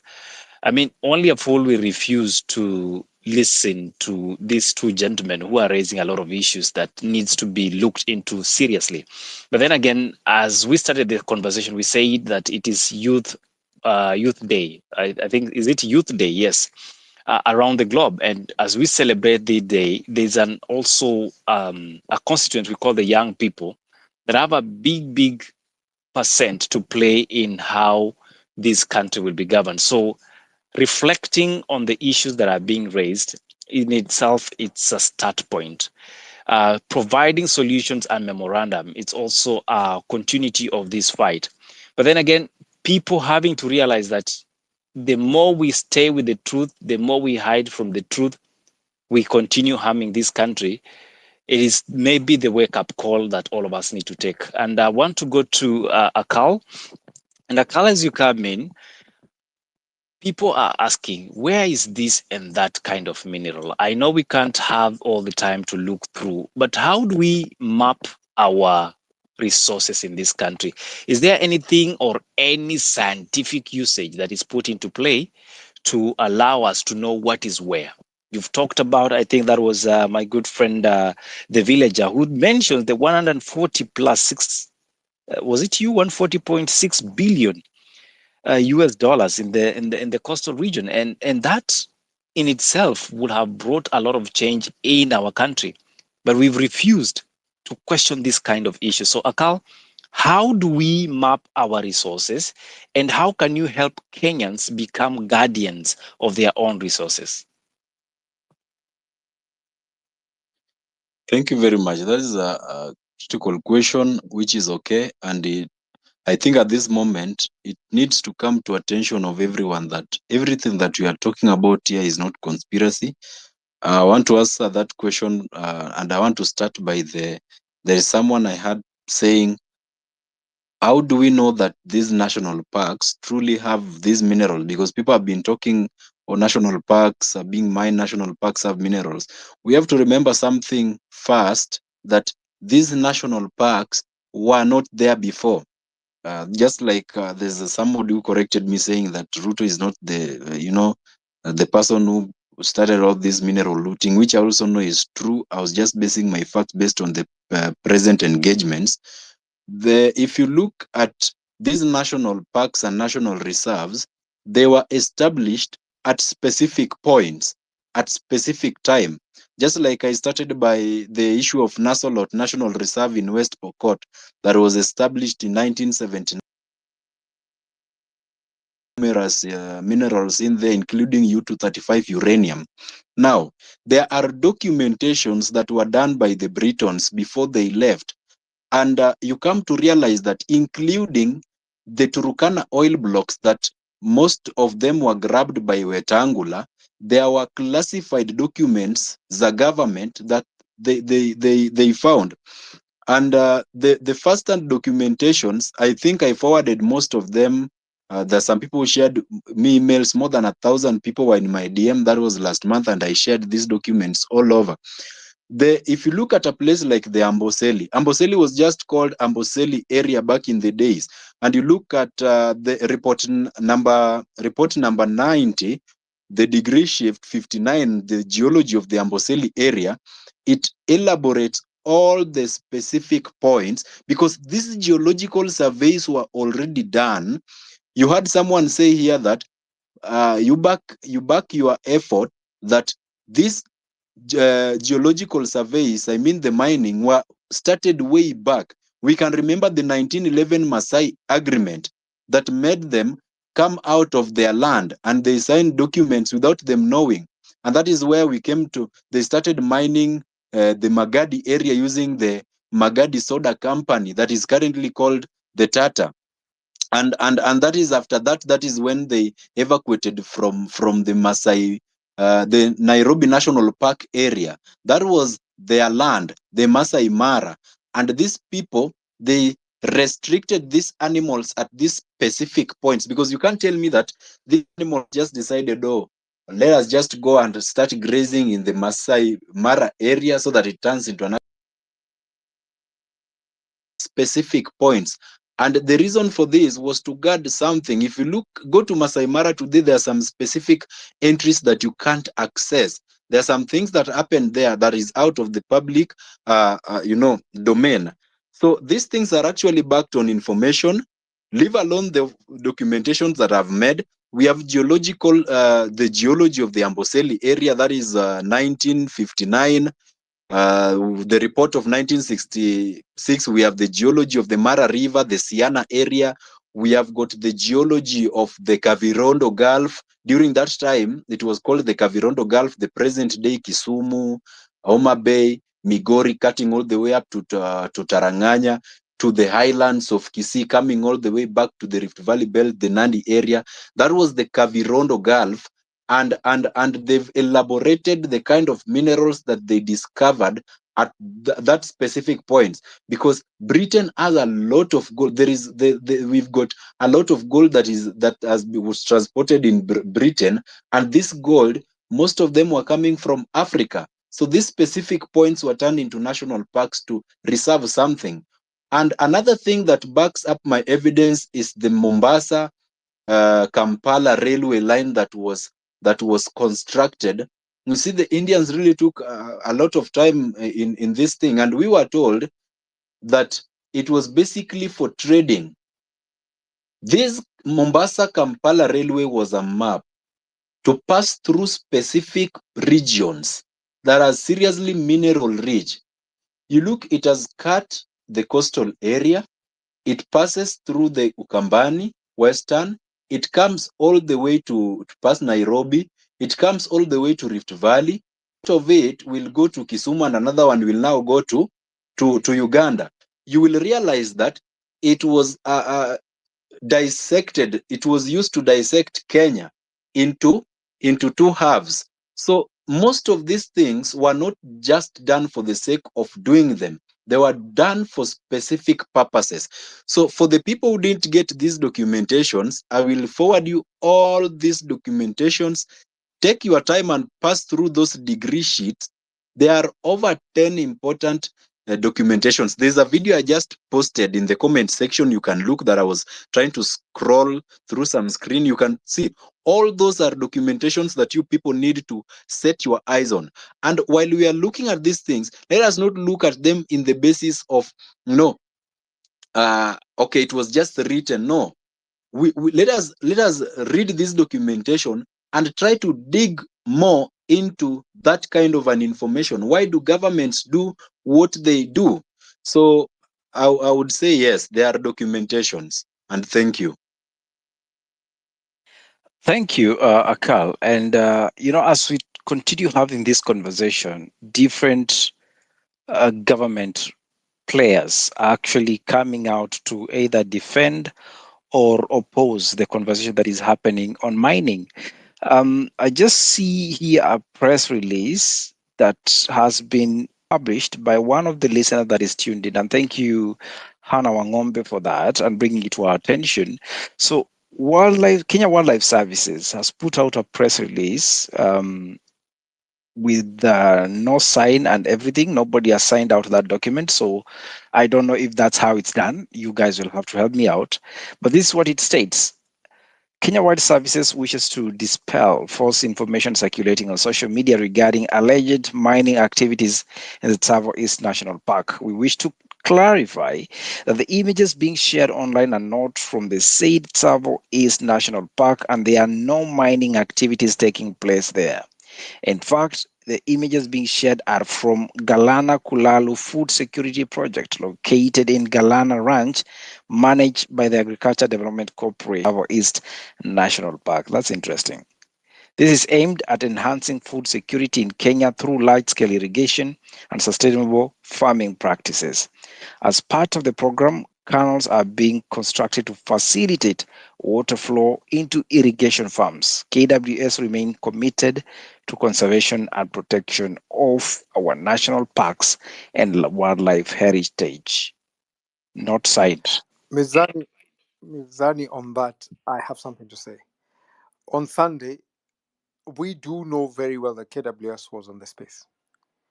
And they're being disingenuous. They had an opportunity when Akal did raise that question to come up and defend their position. I find it unfair, honestly, and this is how government has been operating, which is really sick. That they'll put out something like that, and then after a few hours or a few days, they'll put it and say, stamp it fake. So we must start to demand, and without shying, let us be asking questions. Let it be uncomfortable. If there's nothing to hide, let them prove otherwise. I find that it's really neither here nor there, in my opinion. It does not even address the concerns properly. It is gaslighting and really just trying to suggest that, you guys are stupid in what you're saying. And I think I find that wrong in very many ways. I actually find it extremely, extremely dissatisfying and disturbing because looking at the letter itself of the press release is not signed by anybody, so we can't even question nobody. And the fact that it has the KWS logo and all that does not mean nothing. However, like you correctly put it, we had the KWS team on our Sunday space that was looking at the issue of the Mara. And a call actually for us to even come and have this conversation in the first place, it is because he mentioned something on mining. Well, they are not supposed to be reactive, but I think the statement had to be very clear and specific. I feel it lacks that. And if by any case, this is a true statement from the press release from the KWS, we will also be writing to them demanding more clarification. I can promise you that. Let's have 254. I'll give you a quick one. And Villager and Akal, kindly be patient. We want to hear from those who have been listening to you, what they make of the talk, and then we'll cross over back to you for final remarks. 254, followed by Haze, and then Rabia. Thank you, and we appreciate you being here. Yes, please. Allow me just to ask. I don't know. Alejandro has been on speaker. Alejandro 6.0 has been on speaker but hasn't spoken. I don't know if he has something to say or. I can't see him on my end. I don't know what's happening, but I can't locate him on my end. I can actually see him. I don't know whether he's on speaker. But then that is it. Let 254 speak and then continue with the plan that we had. Thanks, Eli. Based on the press statement, I just wanted to say a very astute observation from my end. And we were having a side chat with Hannah about the anomaly story. And I actually just posted to her and told her, if you go to Google the definition of a geological anomaly, it is very clear what it is. So all these things are scientifically tested. It's not like we are going to fish in Lake Victoria and trying to figure out what fish we're going to get. And once we get it is when we determine what we are doing. Mining is very scientific, it is very structural, it is very designed, and it's done by professionals. So when they go to mine, they look at something specific. On the press statement, for me, this is what I find very irritating, and forgive my harsh words to say so. Why is it that all these state corporations, they release press statements that are never signed? They always say corporate communications. I mean, all these offices have corporate communication managers or corporate communication officers or head of PR or head of media or head of marketing, for example. So if these people are actually putting out these press statements and they believe whatever they are saying are true, then put your name to it and back up what is being said. But the narrative in Kenya is that any state corporation that wants to say something to defend itself, they never put a name behind it. And that's very unfortunate. And that's my submission. Thank you. At least I hear it from you. Well, this press statement was actually released 40 minutes ago. So I can tell you for free, these people are listening in, and we thank them for their attention. But we want more clarification and not just a mere paper that is a bit here and there. I will want to invite Haze to the talk, and then we can have Rabia. And Rabia, thank you for making time to be here. Hadze, please. Hello. Hi, my name is Hadze. I think most of you have never heard about me, but I did a little bit of screenshots, sharing, and maybe give a few background of what I usually do. I got interest to mining, I think 4 years ago when I was doing a project of a website. I was doing my own project. So I met a few guys, most of them who are white, and when I demonstrated my idea, which was a startup by then, they were interested. But then, of course, you know, if someone wants to steal your idea, it's not hard. So things happened, and my idea was stolen. So I went. I ended up digging a lot of information here and there. Some I shared through the Polokimani space. Some I shared with other, I think, friends. So most of the things is that the thing which I was building was a marketplace for mining, especially for the young guys who usually mine. They want to sell their mining, maybe their minerals there, because here in Kenya there's a lot of minerals, and people tend to think that it's only gold that sells. Gold is actually one of the few in the market that is quite, it's doing quite well. But there's specific minerals which are so good and so much expensive that it's hard also to find them. So when I saw one of the guys who I was working with did the website, he sold 7% to a big company for around $500,000. And we okay I something when unajua kama Mkenya ukifanyiwa kitu, you just have to forget about it and maybe do something else. So when the thing of minerals came up, I ended up sharing my information on my researches through TikTok, through WhatsApp, through, sorry, what's it called, through Space, and through Twitter. So if you check most of the things, I just don't want to take your time. If you check the minerals, I hope you're hearing me, labda zinajiongelesha peke yangu. Hadze, get to the point. We are trying to listen and follow you. Yeah, so if you check most of the minerals, you can see that in Samburu there are 5 mineral species, different species. In Lake Magadi there are 18 different species. In Lasamba Hill, which is in Kwale, there are 12 mineral species.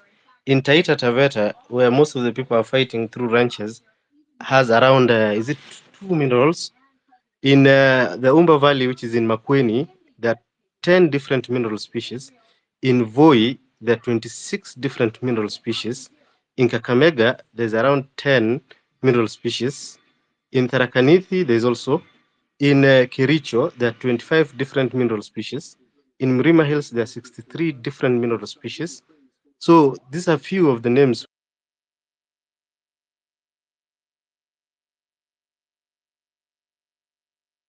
in Google, in forms, in undocumented secret documents, which most of the investors get. So what happens is that an investor will get a document, he will share it, then he forgets to delete, maybe in PDF format through the internet. Then we get hold of it, or someone else gets hold of it and shares it out. That's how these things are coming out, if you can see. The other thing is the conservatory issues. I'm 100% sure that the conservatory issues in Kenya is a big lie, very big lie. And if the media is the biggest problem is our media companies. It has become a big marketing company. You cannot send any TV station to check something, because they are working for the investors, they are working for the cartel, they are working for each and every person who gives them money. So I hope we will have a fight. And thank you for giving me this chance. I hope I will have another time to. I just came in without being prepared. Thank you. Thank you, Haza. You know, Yes, Obed? Mithani, permit me to say this, and I'm going to refer to the press release by by KWS. Honestly, I find it totally in bad taste and quite ridiculous because this thing has been given less than an hour ago. It is a confirmation that these people are part of what is going on here. What I find ludicrous and ridiculous is the fact that they have an opportunity to clarify the issue where it's being discussed. What do you do instead? You go and type a statement and throw it out there. It is wrong, and this government has really done a very terrible job of communication. We have to respect Kenyans for what we are. The element of public servants thinking Kenyans are idiots for asking questions has to end. It actually, for some reason, I'm actually offended and totally pissed off because which is the easiest way? Have an opportunity to clarify an issue or go write a statement and then come and deny it tomorrow. It's disrespect and totally uncalled for. And government has to try to start to understand that Kenyans have a right to get to have information if we are wrong in what we are saying. Remember, Musalia Mudavadi bought a full page on a newspaper to deny Adani are doing what they are doing. When you dig deeper, you find that there is a problem. This is a government that does not respect its own nationals, and this nonsense should end like yesterday. And I think this is part of the reason Kenyans should never stop asking questions. Because you realize the more you press on a matter, they start to have a problem. And we need to make it uncomfortable. They must sit on pins.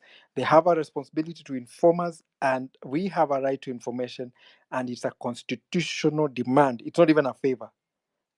I'm so mad, man. I'm sorry. Sorry, I had to rant about that. Thank you, Obed. It's quite understandable. Unfortunately, we don't have Rabia anymore. I had given her the opportunity to come and make her statement. Unfortunately, she's not able to join the call. Anyway, Akal, looks like you guys are running a lot of conspiracies. The villager looks like your village is unhappy with their son.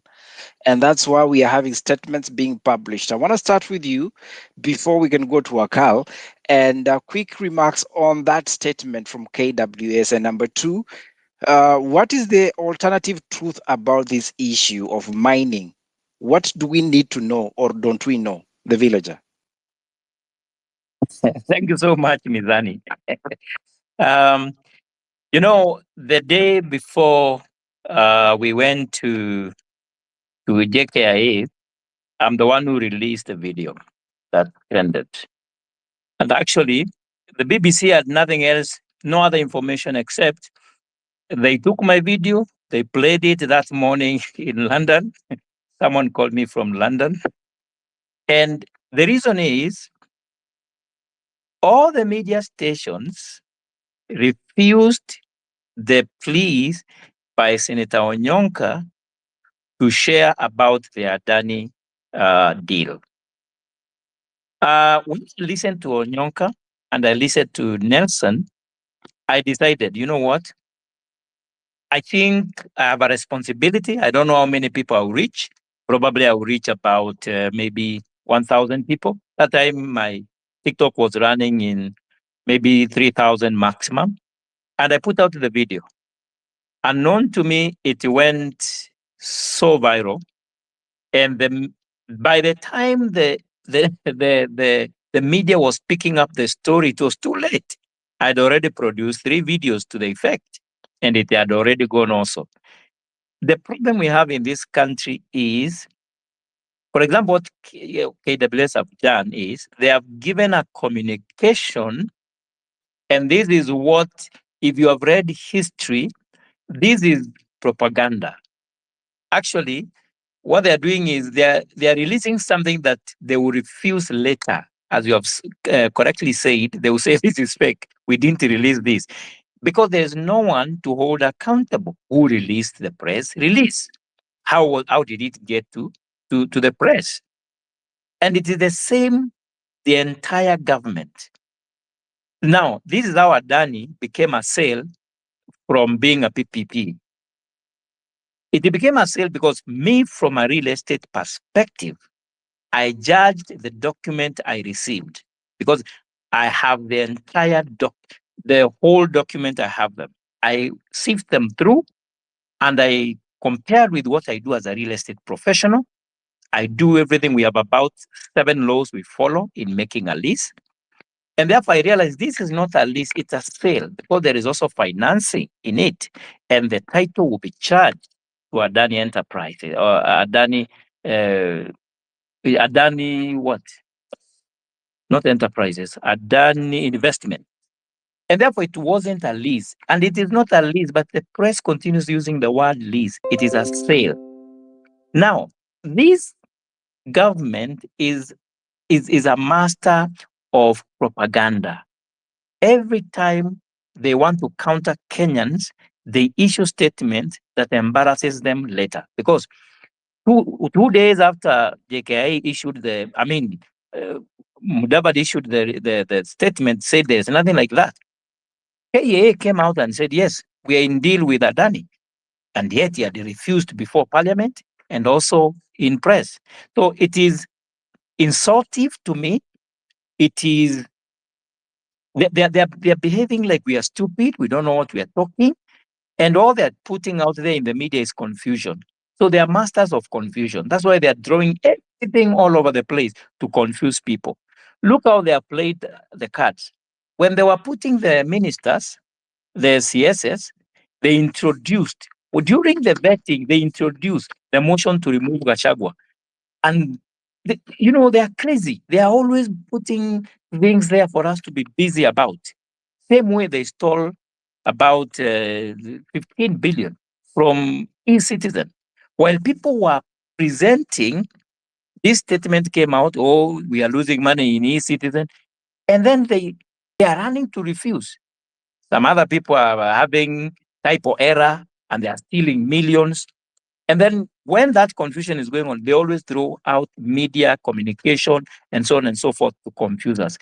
I would suggest just ignore this statement. It has no seal. It has no signature. Yes, it is on the letterhead. Anyone can do a letterhead. And soon they're going to refuse it as fake. So I feel offended that I have such a government that keeps on lying and taking us for granted. It is not fair and it is not good at all. Therefore, this is fake news to me. All right. Akal, your colleague here says it's fake news. I would love to understand the Savo issue and the irrigation theory. Where's the truth from your end? Excuse me, Mizani. There's something I wanted to say on that before Akal comes in, please. All right. We'll go back to you with the villager and then we'll come back to Akal in a few. Yes, please. Yeah. You see, I sent this photo to the people on the ground. And before I made the video today, they confirmed to me that indeed this is Savo.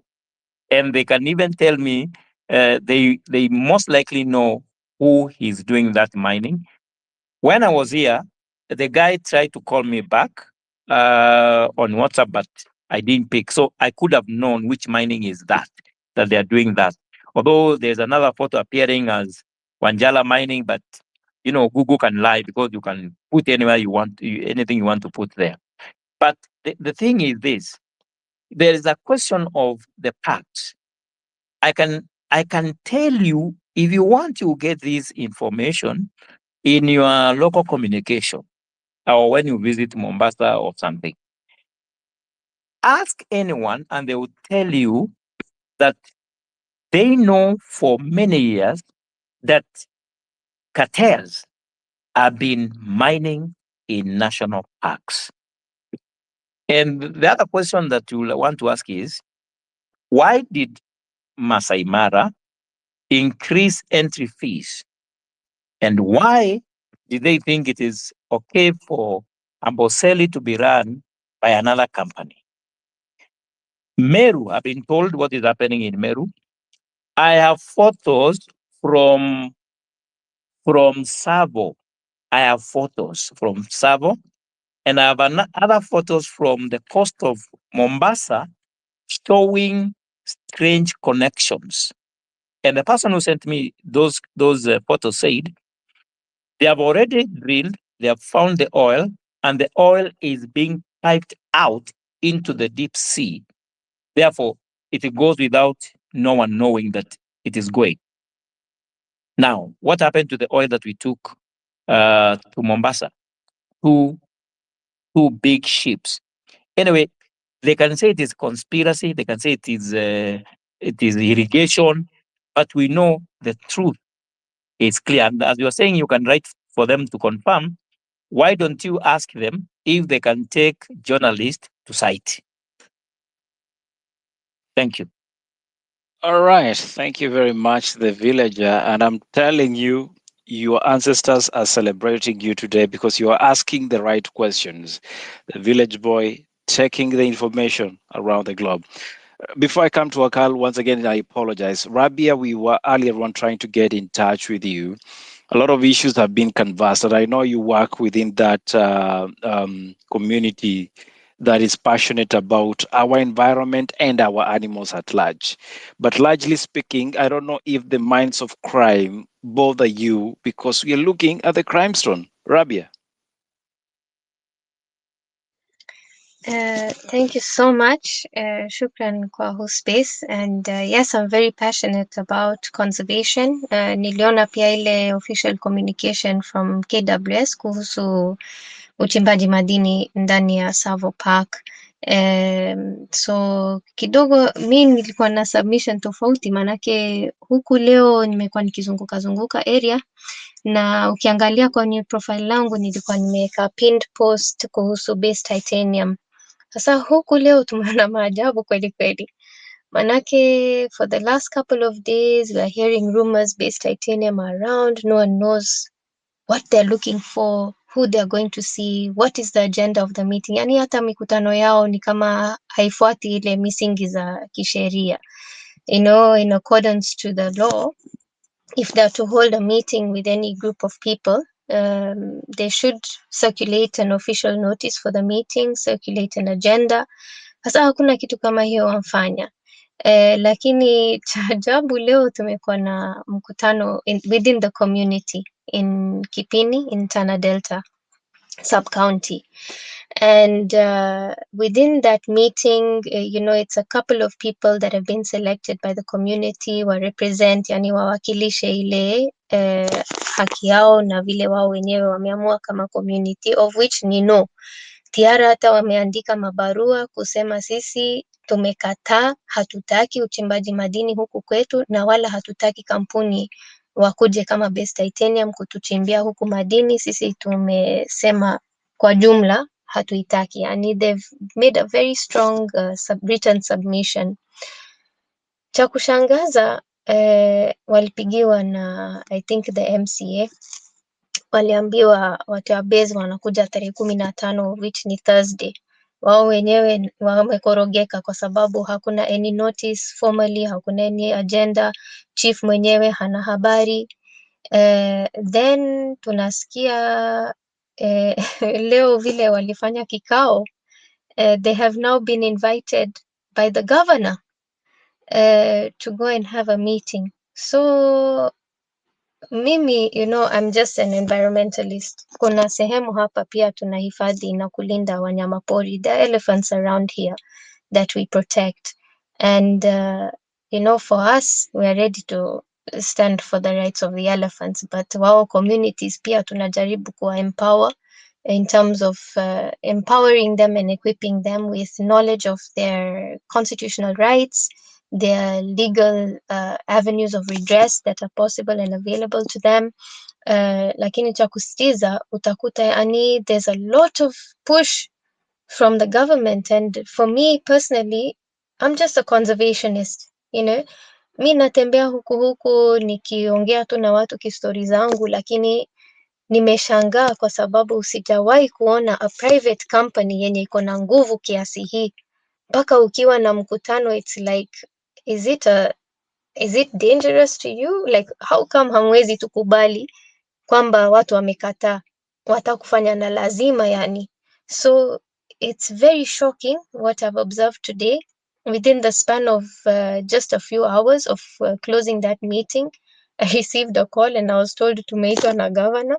So watu sahi wamechanganyikiwa kabisa, yani hawajui mbele wala nyuma, waanzie wapi wamalizie wapi, kwa sababu wao kusema no ni kama haikubaliwi.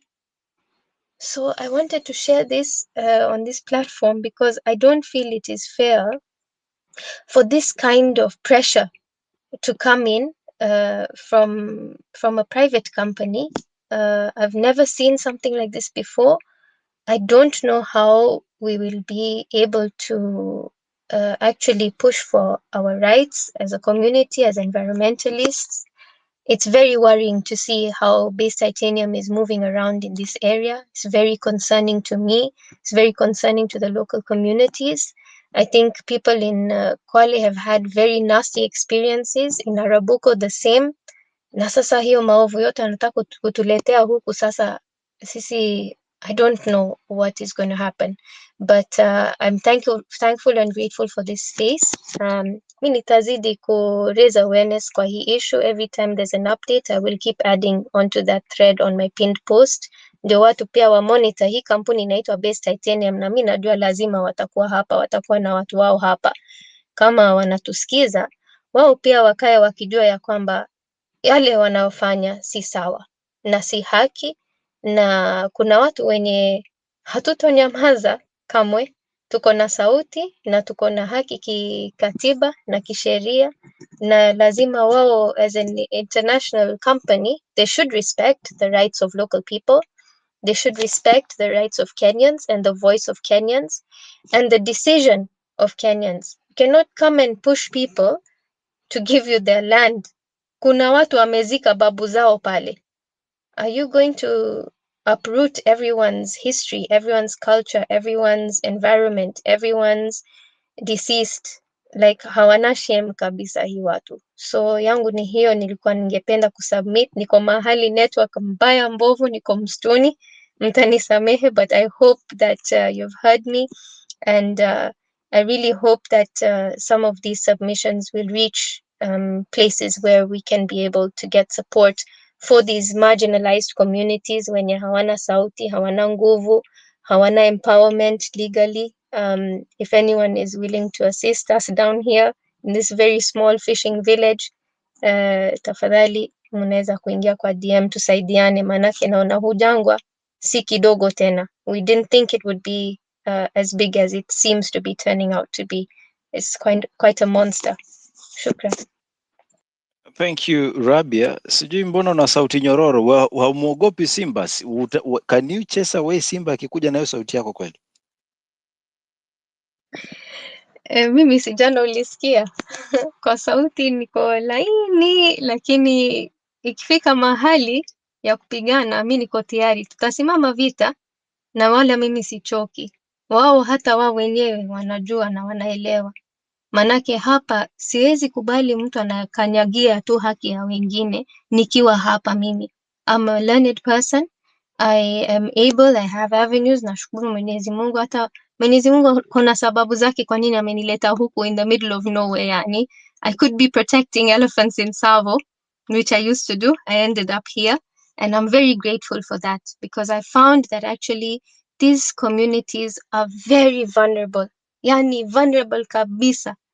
Wengine hata kama utawanunua na shilingi 200, wao tu leta mtu mwenye ako na cheo. Just bring some politician, even a low level politician, na tayari utawaingiza box. Na hiyo mambo tutasema lazima ikomeshwe, manake the politicians should serve the people, not private companies. Kwa nini private company inakuja na kifua kabisa? Kwani wao ni nani? Nani wao? Sisi tunaishi kwa masimba. Sasa kampuni ndio itatutisha sisi? I don't think so. Mi niko tayari mimi kama mimi kuwapinga, na nitawapinga kwa hali ya juu kwa uwezo wa Mwenyezi Mungu. Mimi siwaogopi watu ya base titanium. Maybe ndio sababu hawajanialika mimi, na wakinialika mimi hata siendi, sina haja kwenda kuona ile site visit. Washatembeza watu kadhaa pale kwa site yao kuwaonesha shule. Nimepigiwa masimu kadhaa, oh, tumeoneshwa shule wanjenga, mashallah.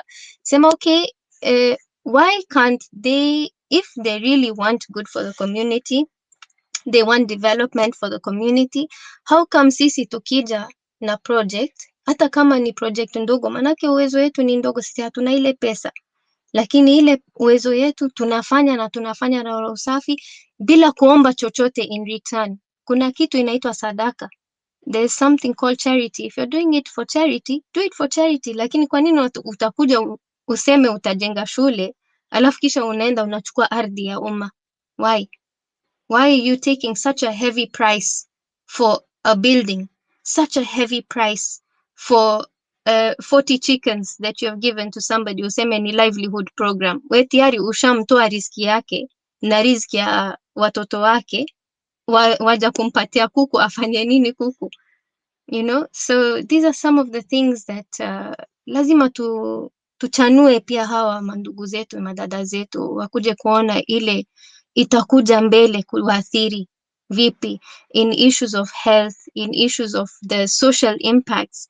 You know, there are social impacts that people have not even looked at with this mining thing. Kuna mahali walienda kuchimba madini, wasichana pia nao wameingia, wengine hata wako HIV positive. What do you say about that?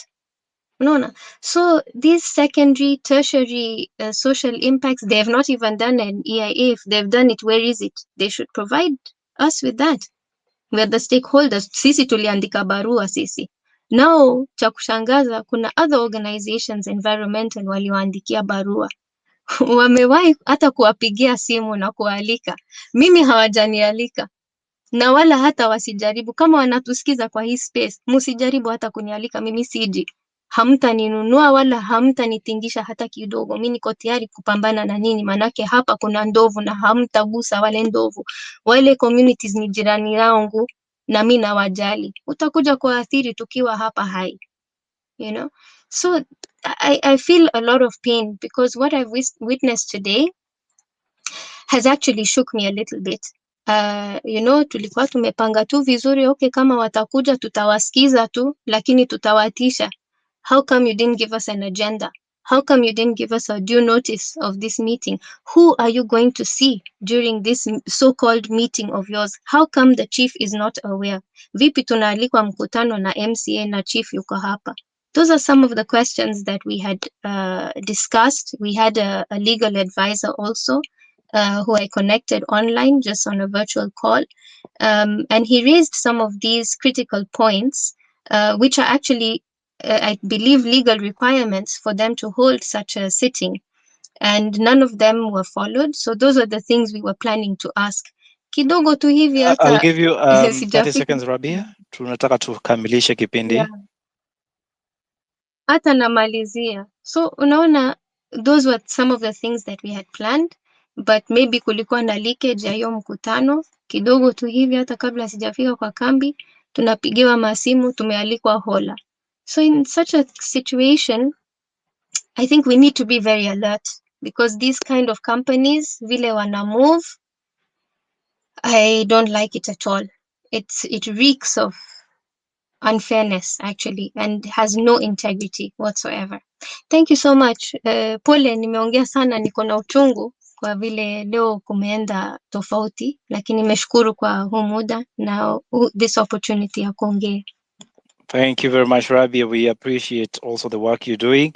I know it's not easy dealing with community issues, and probably that's why at a national scale we need to take it as a personal fight to fight for that which is right. Carl has been in this conversation from the beginning and definitely like to get your quick responses, including the issue that Rabia is mentioning about where she's currently located on the base titanium. Are you aware of this issue? If not, we won't crucify you for that, Carl. But then the question is, What do you make of this conversation when you hear about government agencies giving statements instead of coming out in the open and setting the record straight when such issues are raised? Akal. Thank you very much. Now, when I started, there was a point that I made at home that the government will never give you an information they feel you shouldn't know. And another thing is, when they are pouncing on something of their personal benefit, the mechanism is set in such a way that while investigations are being done, it revolves around a spectrum of conspiracy. People will take that as conspiracy because they know how to hide this thing. They work with very high intelligence units. So on this issue, there is more than meets the eye in that documentation. Because talk to me, the publishing of that information was done uh, a day or two ago, but then this information is being done in a point that seems something sort of they were put on the wall to do that documentation. I mean, this report that they've done, because it's shallow.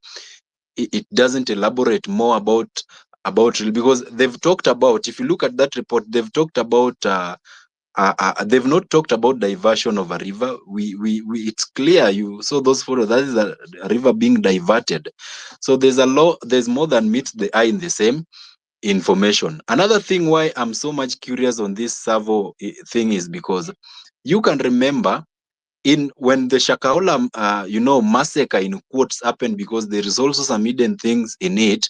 You remember after they did their search and the place was made a no-go zone area, the 800 acres Shakahola forest, Kindiki made a certain funny report that they are going to, continue their search inside the Savo National Park. Savo National Park is fenced 1 meter high electric fence, and it's guarded. It has a conservancy. So you will not tell me that from that distance, Shakahola Forest to the Savo East, that bodies would be found there. So there's more than meets the eye in this Savo thing.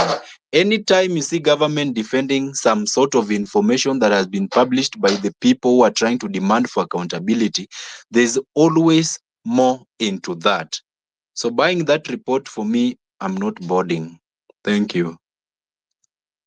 All right, that is Akal says is not boarding. And Akal, I'm wondering, with all the pictures that are coming being disqualified to some extent, I'm wondering, don't we have Google satellite images that keep generating, I think, every second? Have you guys had an opportunity to grasp your hands on such images? And what do they say? If any one of you, but I'm not pinning anyone to the wall. I'm just saying, is that a site we're supposed to be looking at instead of waiting until KWS takes us to Tsavo National Park to confirm these allegations? We did something like that. Personally, I did something like that. It was leading me to because I was looking at those coordinates. Just adjacent to that was something sort of a Wanjala mines, and so it just revolves around some mining area. I saw a little kilometer from around that area is the Teita Sisal plant. There's the Wanjala mines. There is the Gemstone mining area around around that. So, and then you discover that these photos were also confidential. The photos were not there in the public domain. The source of that photo came from somebody who is so much well informed about that area, whom I spoke to and told me everything revolving around there. Actually, there are even threats on those photos. It is not the first time those photos are being published. It's just that this time around it got attention. The first person who tried to do that was threatened. So it is, there is more into that. Yeah. Thank you, Carl, and I do hope all the players that are now concerned about the blue economy and I think the mining should be waking up to the realization that there's a lot of crime against humanity and against our natural resources happening. And for now, we are not treating it as mere speculations. unless they can give us alternative truth that we can, like the biblical, what was his name again? The guy that had to put his hand through Jesus' palm. We are not relenting this conversation on the crime stone. I want to give now all the speakers one final opportunity to make their closing remarks before we can call this a night. I will start with you, Hadze. Okay, thank you very much. I think today I came in not prepared, but I hope next time we'll have. I'll be prepared and I'll share most of my findings and most of the informations which I have within my my phone or even my laptop. So I think one of the things that we need to ask ourselves is the issue of ranches and Savo. I think one of the documents which I shared, it's in the public domain, and we need to check very well on what these ranches are. Go find and go research the conservatory issues. They are selling it. Okay, they're selling the idea of ranches and the idea of investment through mining. I don't know why a company or a Taveta Wildlife Conservancy Association, which is looking for tourism and investment prospecting, is really looking into mining and mining of our land. So I thank you for giving me this space. I hope we will meet next time and I will give more information on my findings. Thank you very much. And hi to Akal. Thank you, Hadze. You can always send that on our email. That is Mizani 254, and you start with info at Mizani254.org. That is info at Mizani254.org. Send us some of those documentation. Let us peruse through them and see if we can add 1+1 from them. I have to invite now Rabia. I know you had an opportunity. Kama ujaanza kupigana na Simba, able to patia your final remarks. I'll give you a maximum of 2 minutes. Thank you. I don't even need 2 minutes. I will only say two things. Firstly, mi naheshimu serikali, naheshimu hata wenye wanaheshimika na waheshimiwa, lakini upande hii itabidi na wao pia kidogo watusikize. And as for base titanium, just go home, go away, stay away from our elephants, stay away from these communities. They don't want you here. Umeshaambiwa no, usijaribu kulazimisha, tafadhali tuheshimiane. Enda kwingine, enda mchimbie huko kwenu, ama utafute mtu mwenye atakuuzia shamba kihalali, chimba huko, lakini kwetu hatutaki. Guys have already said no. Just respect the public opinion. Don't try and force your way and push people to do what you want. Go home. Yangu ni hiyo. Go home, says Rabia. Akal, should public opinion and perception matter, especially when handling our natural resources? Final words. On the matters of our natural resources, we need serious civic education. People need to understand the economic viability of our minerals every corner. Another thing, you need to know, people need to read about these things. Don't talk just about minerals. Know the laws that are backing up our minerals. You need to know the people, in the ministry, what are some of the terms that have been put behind these minerals. Otherwise, on the issue of minerals and all the other things, don't just, I don't know who talked about this, but don't just oppose something and you don't have anything that backs up what you are trying to oppose. If you oppose something, show us why are you opposing it. What do you have to back up the thing that you are trying to oppose? Otherwise, for us, I just want to say, for me, the rubber has met the road. Any information on minerals that these people are trying to, take away from us will always be there on social media. We will publish these things without a iota of fear. Thank you. They will publish without an iota of fear, and that is Akal. Thank you so much for making time to be here. You can take a villager out of the village, but you cannot take the village out of this villager called Patrick. Patrick, what does this village man have to say? Where you are pretending to be a villager, but you are educated and informed.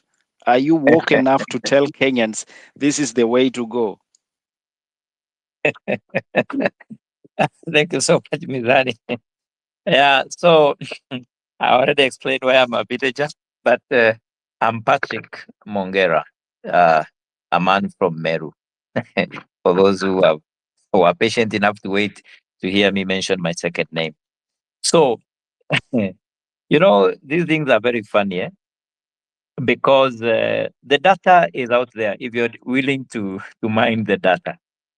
And for you to understand how serious these things are, is we had a coal discovery a few years back, and it was touted to provide at least 50% of our electricity requirement in Kenya. I don't know how far that has gone. I didn't do the research, but I just saw it on my notes that I was going to share with you today. Now, lest we forget, let me state the following as my closing remarks. 4 things to note about minerals in Kenya. 1, minerals, most of them are done by cartels. Number 2, it is the most difficult thing to get in this country. One of them is mining license. Number 3, another hindrance is, or it can be a problem, is it requires a lot of money to engage in mining. And finally, minerals that we have in Kenya currently, they are giving us, when you read in percentages, you don't get the figures correctly, but they are giving us 300 billion a year. And that is what is declared. If all the minerals that are mined in Kenya were to be declared, Kenya will be tax-free. As citizens, we will never pay taxes.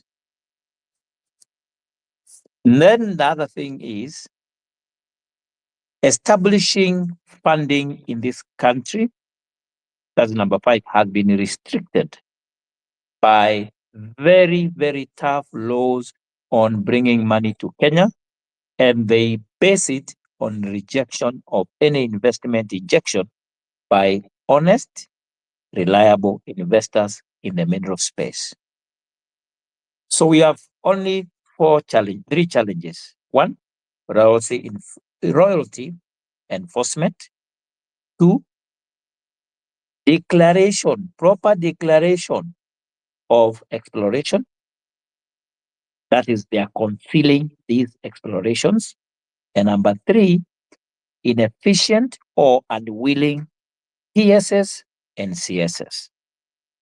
Now, what is the way forward? The way forward is people like Akal, myself, Azel, Mizani, Obed, all those who are interested in this, making our country better. We need to work on a long-term plan. Making noise is good. Highlighting these things are good. I was just checking my videos on TikTok. They are now in tens of thousands views so far. But that's not enough.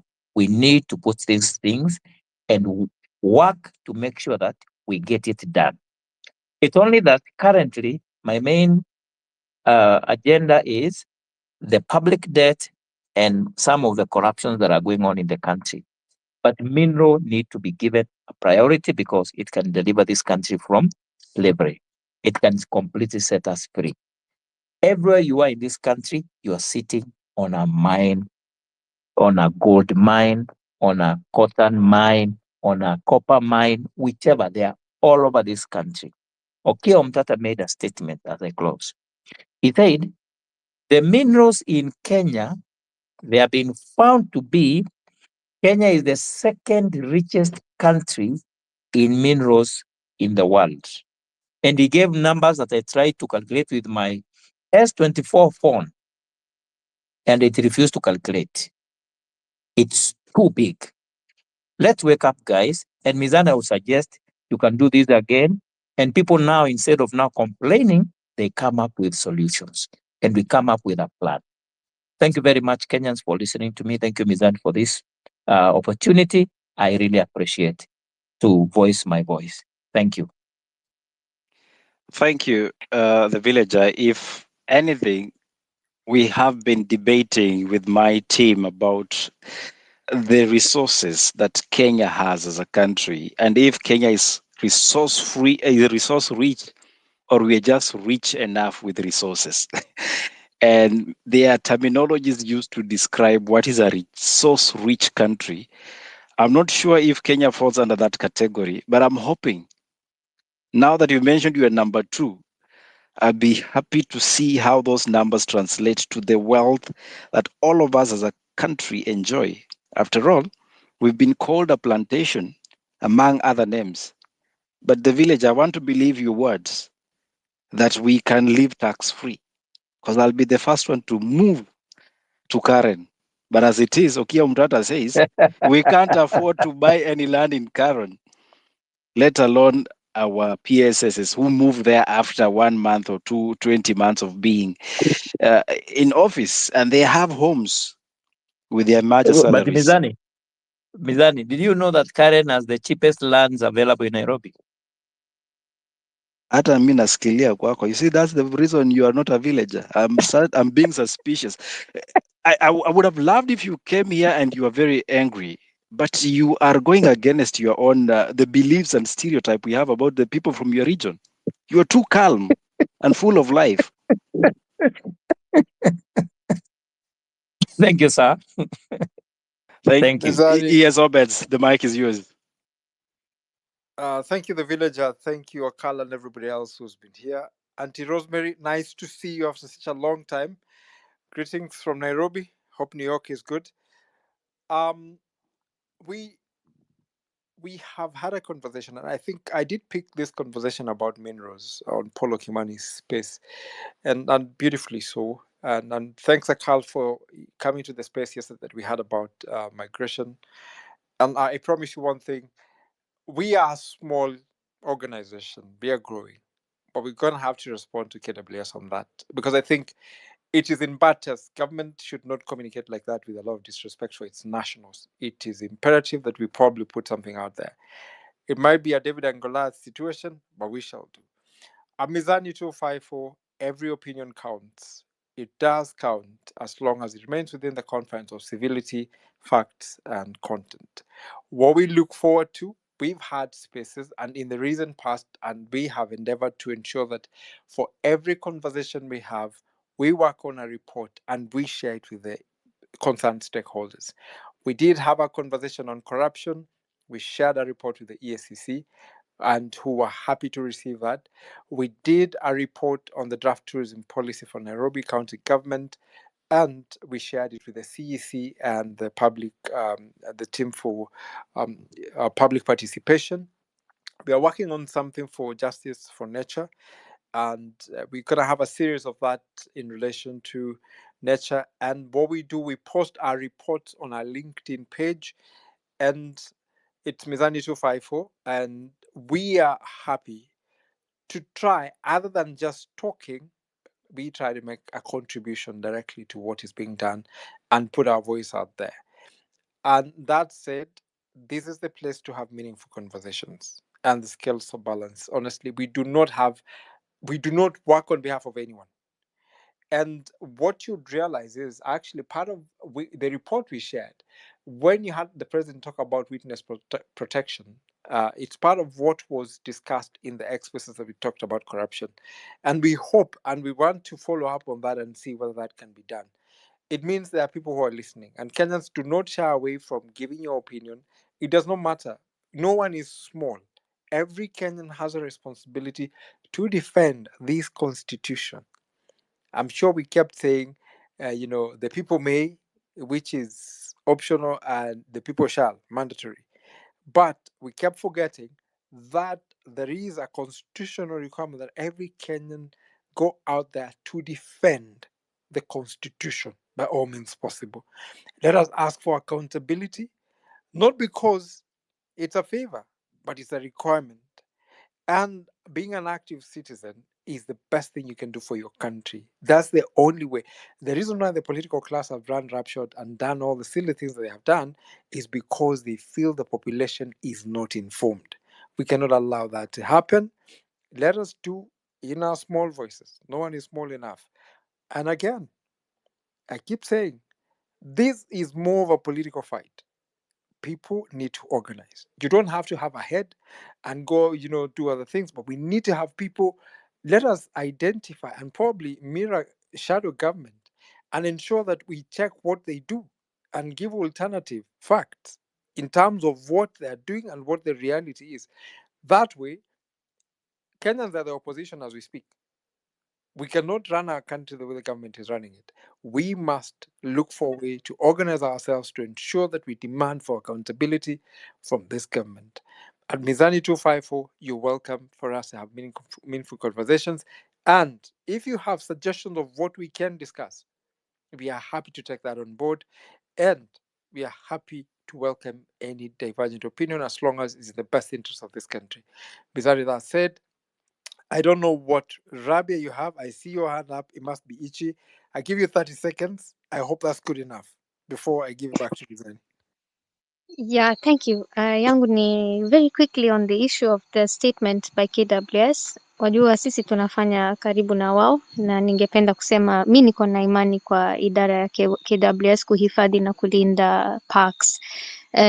On the matter of parks and mining, I can tell you that I know categorically there was a Chinese company that were trying to basically force their way into one of the national reserves, na KWS ilisimama kidete, walikataa, walisema hiyo hatujui maneno kama hiyo, it's a protected area and we are there to protect it. So that one I know wanasimamia parks vizuri. What maybe you don't know, and I had developed a directory on mining in conservation sensitive areas. I will also post it on my timeline. There's actually what I believe an active mine inside one of the forest reserves. Now, forest reserves are not managed by KWS. And I think those are some of the questions we also need to start asking. Let's also look at the level of accountability of some of these other idara. But kwa upande ya KWS, mi naweza sema wao wanahifadhi. Na mambo ya uchimbaji kwenye parks sidhani kama wanaweza kubali. Sijasikia. Thanks. Thanks, Rabia. But you see, there is an opportunity to be able to clarify that. There could be probably many assumptions that people don't really know. It is up to them to come out and tell the public exactly what it is and refer us to the areas that we can talk about. I agree with what you're saying, but I don't think deniability, sometimes denial is probably actually proof that people are guilty. There's a conversation we need to have. We cannot take Kenyans for granted because we think they're foolish. If they are not properly informed, it is your business as a government to tell your people what is and be able to prove it that whatever they believe is wrong.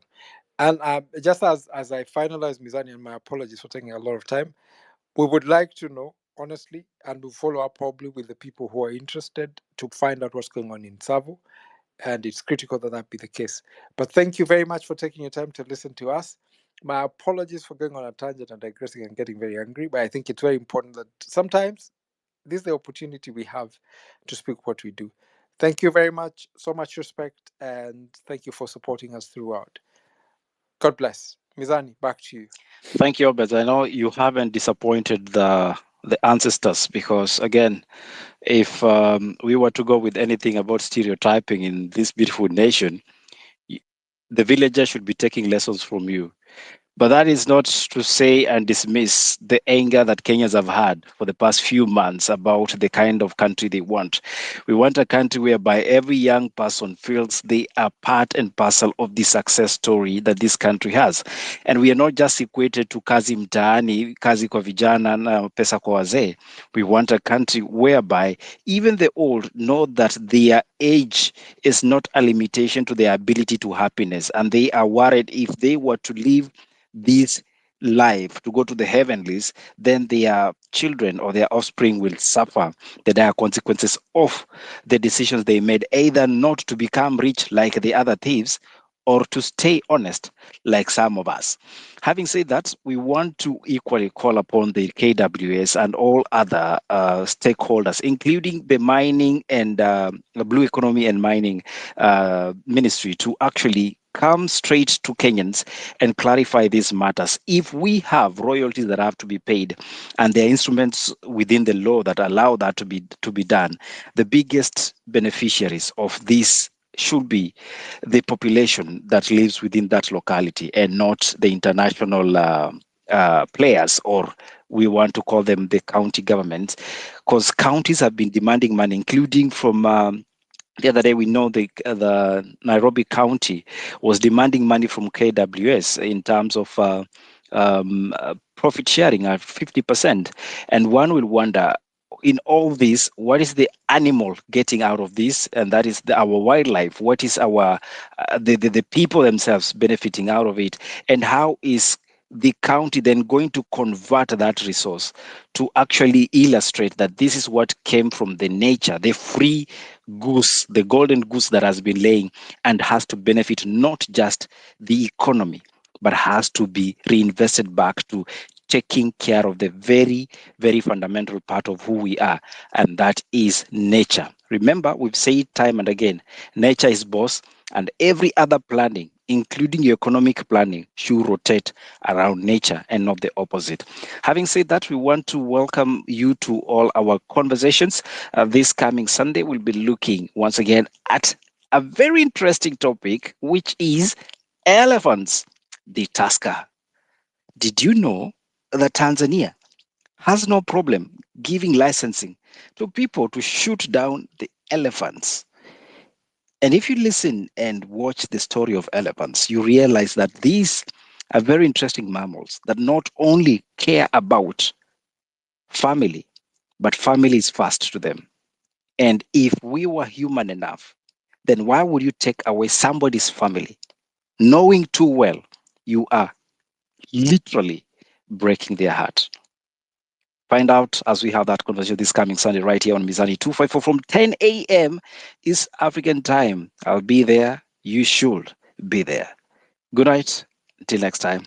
On behalf of everyone that made this conversation worth having it, our guest speakers, that is Akal Simba and the Villager 254, aka Patrick Mungera, thank you for being here, and you can follow them on their specific handles, interact with them, and send as many questions as possible. Let the conversation continue. Good night. Good night, guys. Good night.